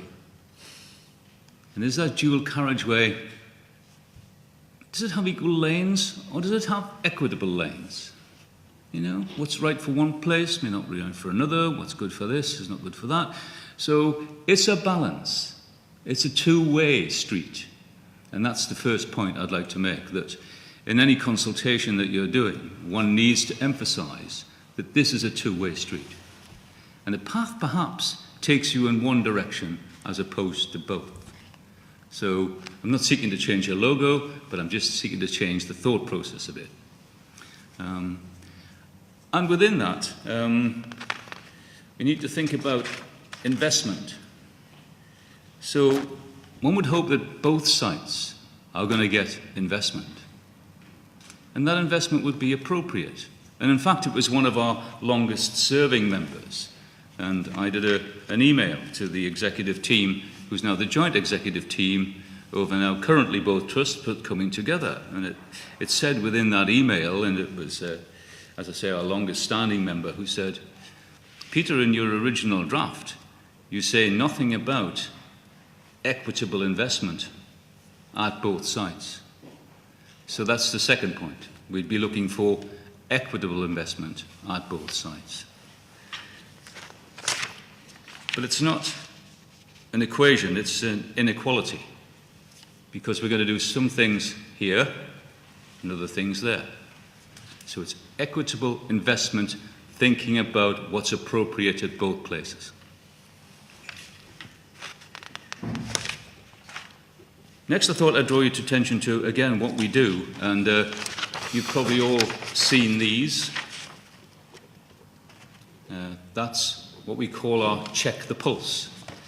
Check the pulse certainly set the pulse racing when we looked at the area that I'm focusing on today, which is the urgent care hub at South Tyneside.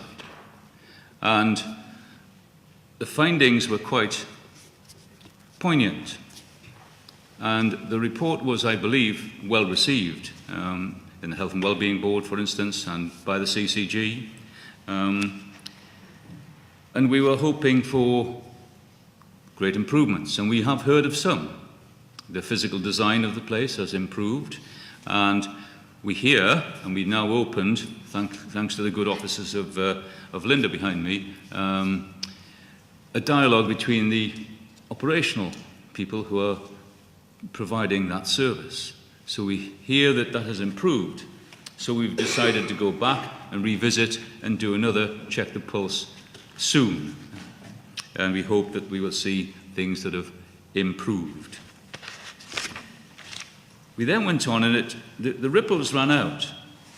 And for the benefit of those who can see, this is not a diagram of ripples, but this is a diagram of concentric circles. And the ripples ran out, and David Hamilton and co at the CCG kindly established what they call a rapid process improvement workshop to look at urgent care. Now, why I show that diagram, that's the first time I've seen concentric circles used as a democratic process for coming to priority setting. So everybody in that workshop, and it was across the whole system, it was really well attended, and it was really well put together. But at the end, we were all asked to take our post-it notes that had come from the groups, put them on the outside of the most furthest placed concentric circle, and then each move them one in at a time. So the priorities got moved towards the centre, the more you believed in them. And you're only allowed to move one post-it note once. So at the end of the day, we hear there are 38 recommendations that are under consideration. and we await with keenness to see what they say. Why am I putting it this way? Because it's a bit like a jigsaw, and it's a bit like a story. So the next thing we get is a presentation in Sunderland from David Hamilton, Ken Bremner, and David from Sunderland CCG about the new system. Now, I'm an avid collector, as people might know who know me better, of health service memorabilia, having been in it for a long time, and I'm being persuaded by my wife to throw them out of the garage at the moment. But I came across some interesting stuff. And the word whole system kept popping out on documents that were 25 years old, which was quite interesting. So we're told about a systems approach, integrated care system, large, looking at everything. Bringing it in, integrated care partnerships, and we have the partnership, 2/3 of it here today. North Durham isn't present, but that's probably appropriate. And within one of those partnerships, or within one of those authorities, you have places. We're looking at place-based. We're looking at populations of between, let's say, 60 and 30,000 people where we can provide services. Sunderland perhaps know where I'm going with this, and you probably do if you've read the paper. So the other thing to bear in mind is looking at this, and this is a very bad way to do a presentation, I know, but looking at this is the map of South Tyneside. Now, I couldn't get a hold of for today a map of South Tyneside which would show how the place bases are being constructed within South Tyneside, but they do exist, and the discussion may evolve around whether you're providing services for people under a certain age or people over a certain age. Children's services on the one hand and adult services on the other. Children's services might be needing more place bases than adult services, but nevertheless, a place-based approach based on that size of population. So 3 or 4 places in South Tyneside. What happened next in the story was a letter of consultation from David at Sunderland CCG saying, this is our take on urgent care. And it was different from ours. It was place-based, as far as I could see. It was a 24/7 GP service. It selected out minor injuries. So I thought, let's have a look at the net again. So I went back to the net and looked at advice and guidance from NHS England. And lo and behold, 2017, urgent and emergency care treatment, advice and guidance from NHS England. And the Sunderland model follows that quite well. So I'm thinking, we've got an urgent care hub here. We've got a differentiated model place-based here, following more or less the guidance. So I'm thinking again, well, I've just been to another, and you mentioned it, evaluation criteria. Now, do I want to bore you to death and take you all the way through all the 6 hurdle criteria and this will pass? No.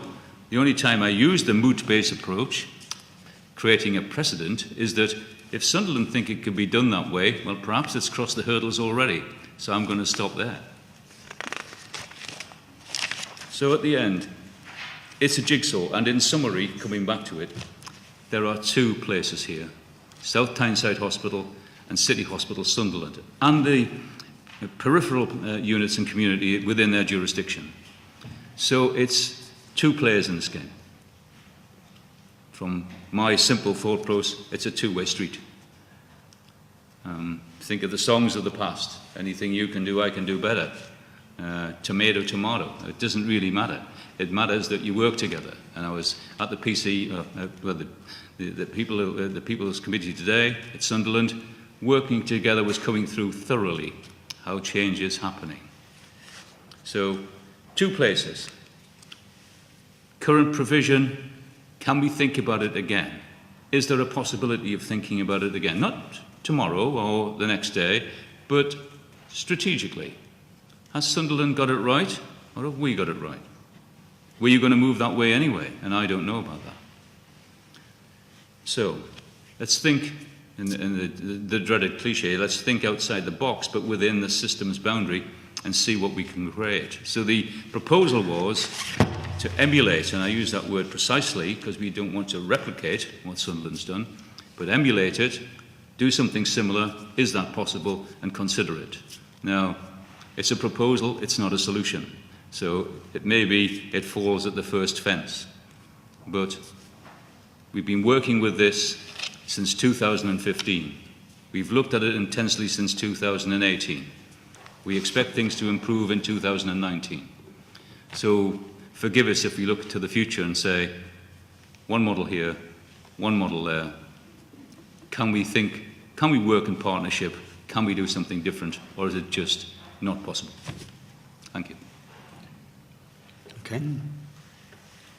Interesting. I think it's certainly food for thought, Peter, and I think what the recommendation, if I get to the nub of hopefully what you've said, is that actually if we're looking at changing acute services, transforming acute services across the hospitals, that actually if that we need to take account of the urgent services in the communities across the two and make sure that we connect into whatever we end up with in the hospitals. And that, although there is some reference to the out-of-hospital way of working in the document, we haven't specifically made that part of this process. But actually, what you're saying is that actually it's really important that we at least align the two things together. I'm paraphrasing slightly, but is that essentially the nub of what you're wanting to say to us today?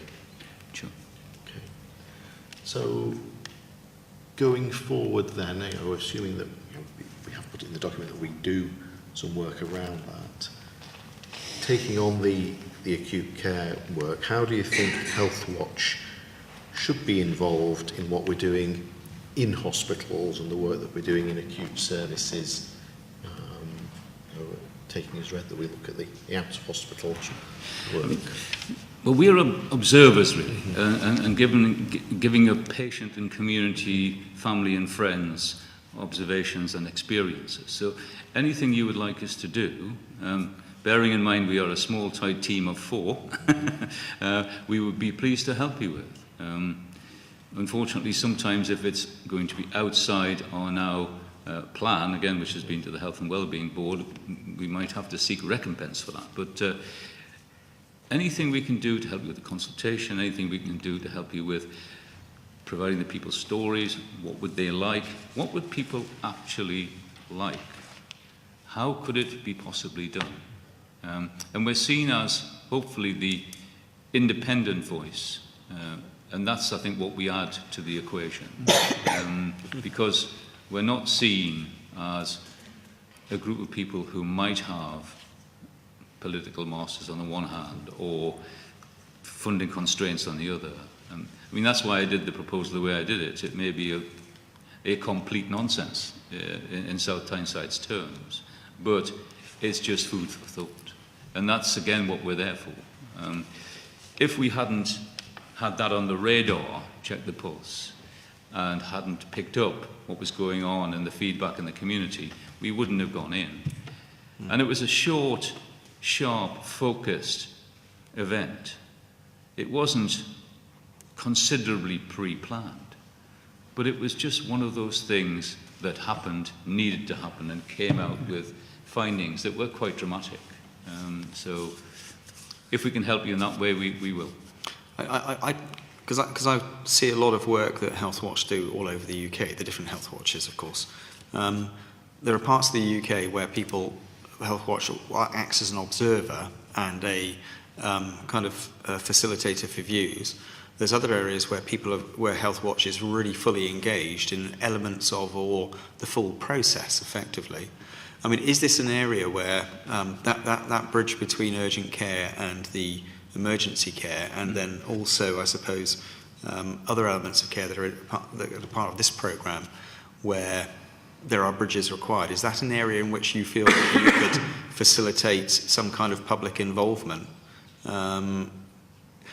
seen as being sort of like, if you like, the independent broker, effectively? Yes, I think we can do that, and I've seen us do that. Even before I joined Health Watch, I went along to a few public events and saw how Health Watch could facilitate the public to enable them to use us as a conduit for their views. Because you'll know yourself when you're around the table and you're chairing a meeting. It's perhaps not the loud voices that you want to hear, it's the silent voices. They're the ones that you want to attract. That little kernel, that gem that's stuck in their head, just because people aren't used to it or don't want to put themselves forward, or you know. So I think we can do that really well. Okay. I just want to pick up, Peter, on something you said about the localities. So as Yes. obviously being in Sunderland, we've based a lot of our work around localities, and within this process of the Path to Excellence, we do hear about the concerns, and we'll continue to hear about the concerns that different suggestions may or may not have on different localities.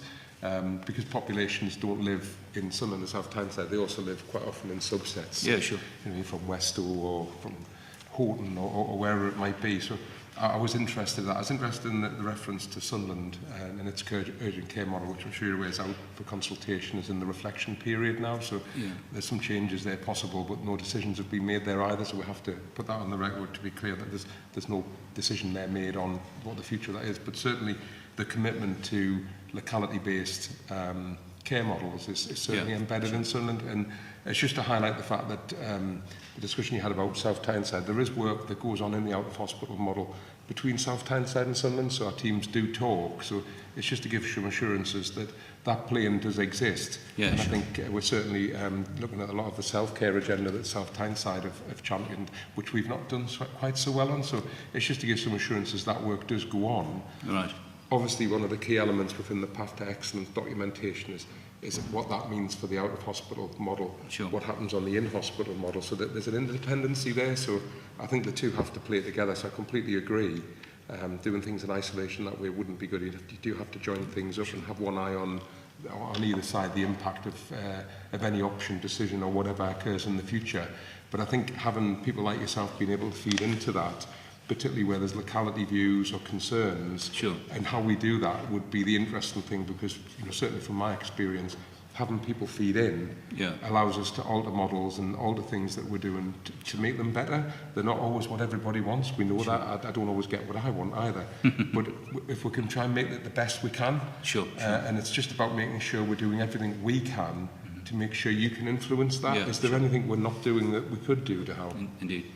And I take it when you say you, I think you mean the royal you, because it's the representative of the team behind me and the team themselves. It's you in your representative role. Yeah, sure. Admitting to my sense as well that I may live in South Tyneside, but for quite a long period of my life I worked in Sunderland. And I'm the opposite way. I'm from South Tyneside. I work in Sunderland. Okay. Just in the context of the three work strands, emergency care and acute medicine, and then emergency surgery, planned care, is there anything that you've picked up really from those who feed into Health Watch about things that immediately ring any bells of stuff that should be considered in starting the process of looking at how these services might be shaped? I think the one thing that's we've heard is capacity. Have you got the capacity without looking back to South Tyneside? You might do that as a planned move, but in taking services to Sunderland for under the underpinning of the evidence base that services may be better provided there, have you got the capacity to do that? The other thing is, if you look at quality assurance reports, you can see that certainly in South Tyneside that there is a huge volume shouting out of the page that things are really, really good there. Look at the CCG. I don't know about your CCG as much, but we are in the top 10% and certainly in the upper quartile. So I think that the concern would be that if things move, that you haven't got the robustness in terms of the numbers of physical capacity or staffing capacity to deal with it. I know that the moves are for specialised services, specialist skills, which improve matters. I mean, you illustrated that the other day with thrombolysis and the saving of lives.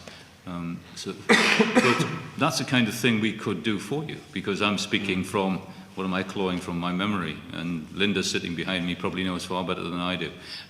So if they're the kind of things that you want found out and brought to the table, we could help you with that. Okay. Yeah, that sounds very helpful, actually. It's often, so you mentioned capacity, etc. It's often figures we look at. It's often modelling. Sorry, we do. could you speak up a bit? You're well, very you softly mentioned- spoken. Yeah. And I'm deaf. You mentioned capacity, so the operational teams, they've looked at previous historic performance, they look at figures, they look at numbers. I think what you can bring is the experience to the table, the patient experience aspect. Certainly, yeah. So I think that's often where you can't really measure that. Yeah.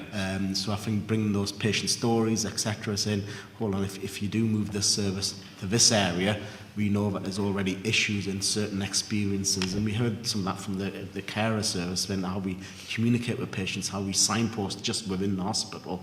I think bringing that information to the table will really help, just to add that element of what we say qualitative instead of quantitative capacity as well. Indeed, indeed. Yeah, and I think that's actually quite an important insight, in that actually what we've heard from several of the presentations today is an underlying anxiety about change. Yes. And I think one of those anxieties is an anxiety that whatever we end up with as the change won't be able to cope as well as what we've got now, and I think that's driving some of that anxiety, and it kind of goes for us that sort of living and breathing this day in, day out, that actually all the modelling and everything that we can do to make sure that whatever we do change, we absolutely make it not only able to cope, but able to cope better than the services we've got now.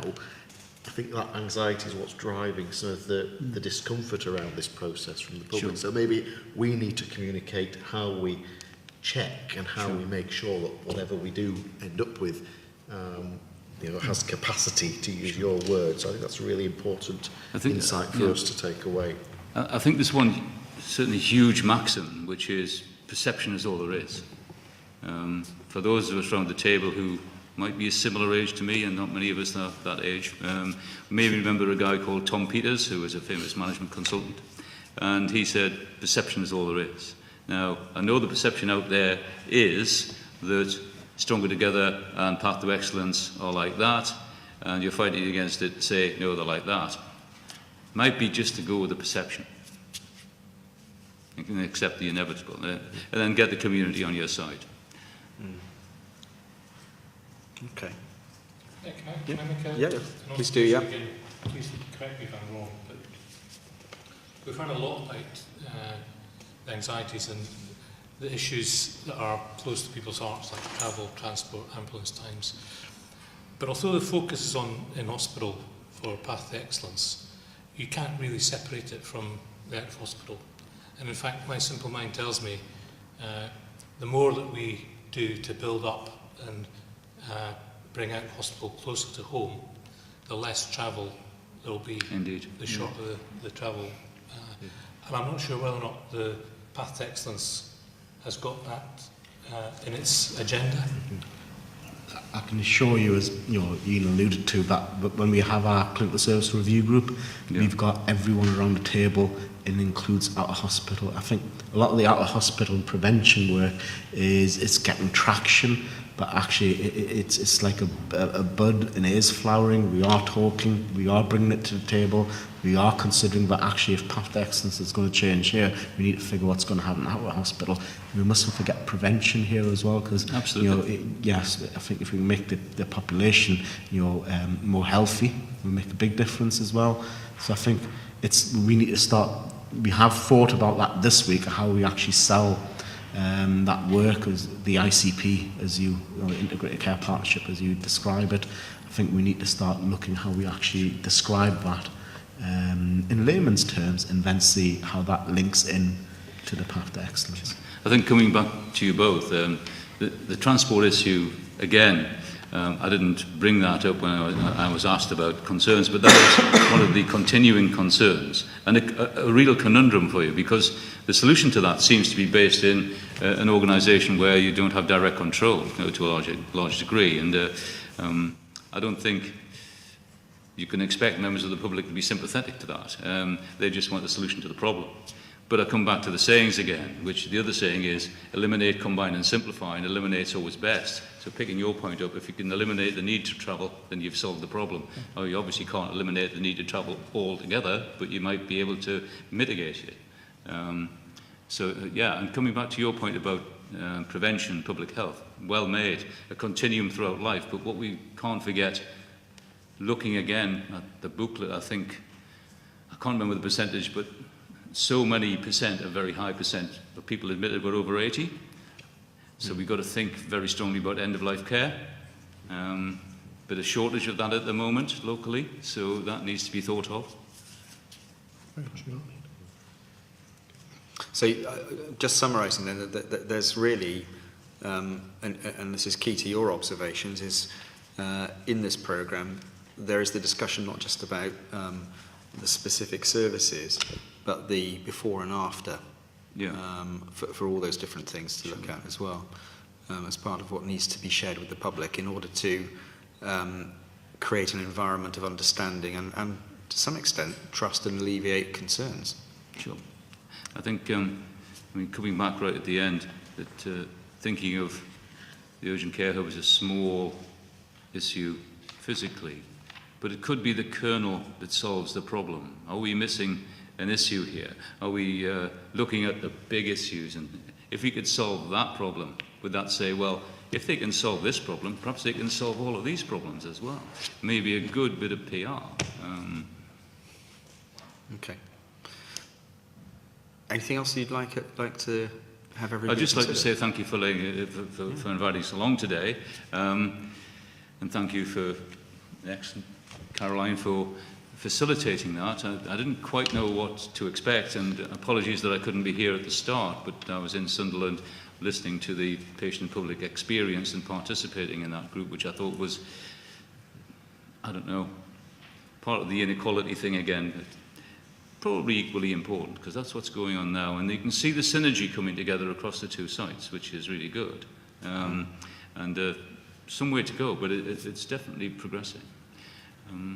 Well, you'll be able to actually, as I understand it, watch later on, won't you? Be able to actually catch it on YouTube, is it? Mm-hmm. Yep, on YouTube. So, you know, and I think some of the submissions that we had earlier on, I think you'll find interesting in your role as Health Watch. Yeah, definitely. Thank you very much indeed. Okay. Thank you very much for coming. Peter, thank you very much. We've actually got, how long have we got? We've got, what's it, 12 minutes before we officially conclude.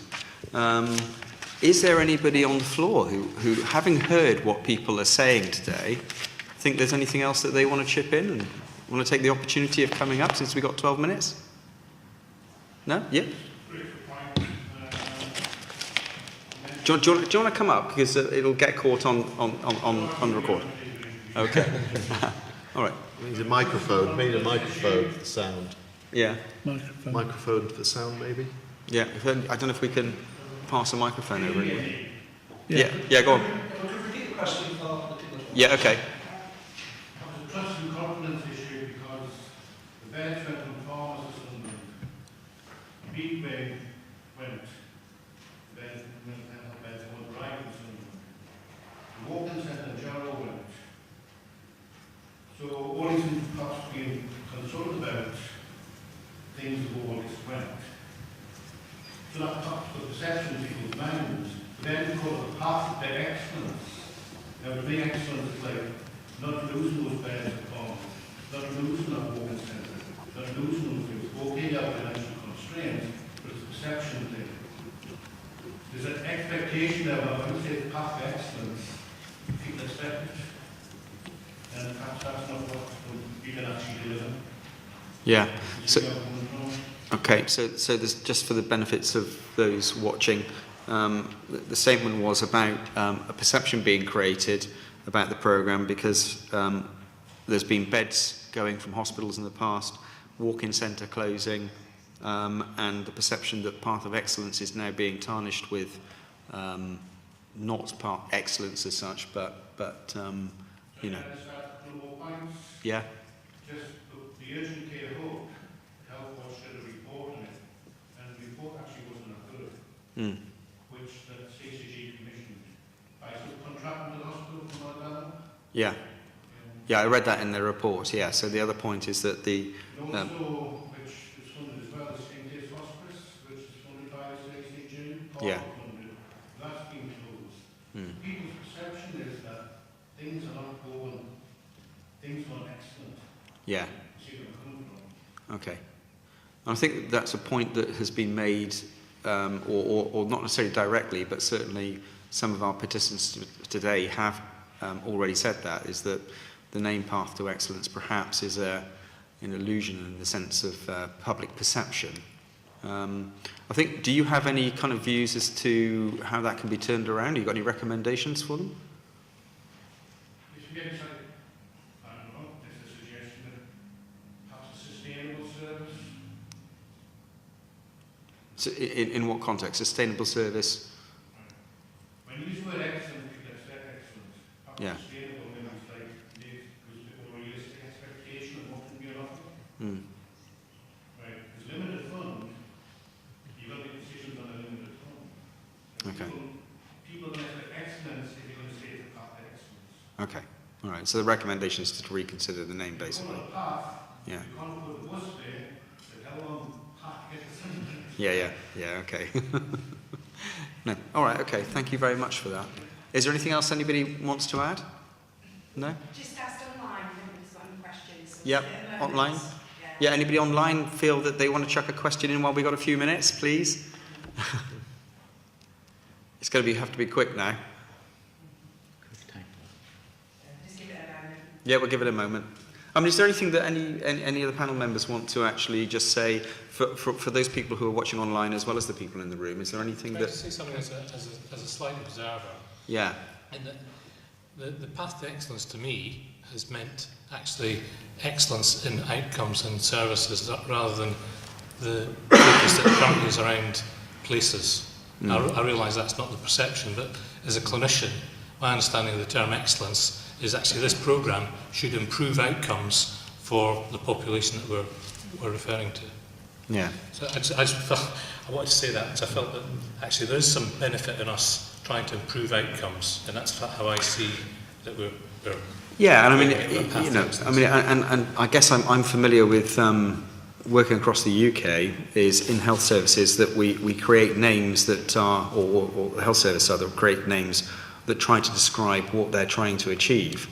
And so it is sometimes a bit difficult to, in just 2 or 3 or maybe 4 words, to describe it in a way that everybody gets on the same level of thinking. But it's a consideration, so we need to think about that. It is, yeah. and I think we're rightly aspirational. But I do think, you know, one needs to recognise the strength of the view that's come and been presented this afternoon, that aspiration needs to be tempered with realism as well. So, you know, perhaps we need to reflect about how we actually present what you rightly say, Peter, in terms of thinking about the outcomes, and we are all focused on improved outcomes, undoubtedly. I have got a question from online. So it was just because it was maybe cut off a bit earlier, Shaz, Dr. Wahid. It was people online just wanting a little bit more information about that, the clinical design teams. So if you could just restate that for. So, you know, I think the clinical design teams, we've got some YouTube videos of key clinical directors, such as Stephen Green's gone on, Mickey Jacek, Darshan Baragowda. These are key clinicians who have been to the Oversight Scrutiny Committee, but we hope to get these clinicians out when we start doing more engagement work and certainly through consultation. And they represent the views of not only the design team, but actually the wider workforce who they work with as well. So we will start putting names and faces and the opportunities for people to actually meet these individuals, and if not meet them in person, but virtually, so they can sell a message. Great. And I think that's all we have from online. Okay, all right. Is there any way we can put a...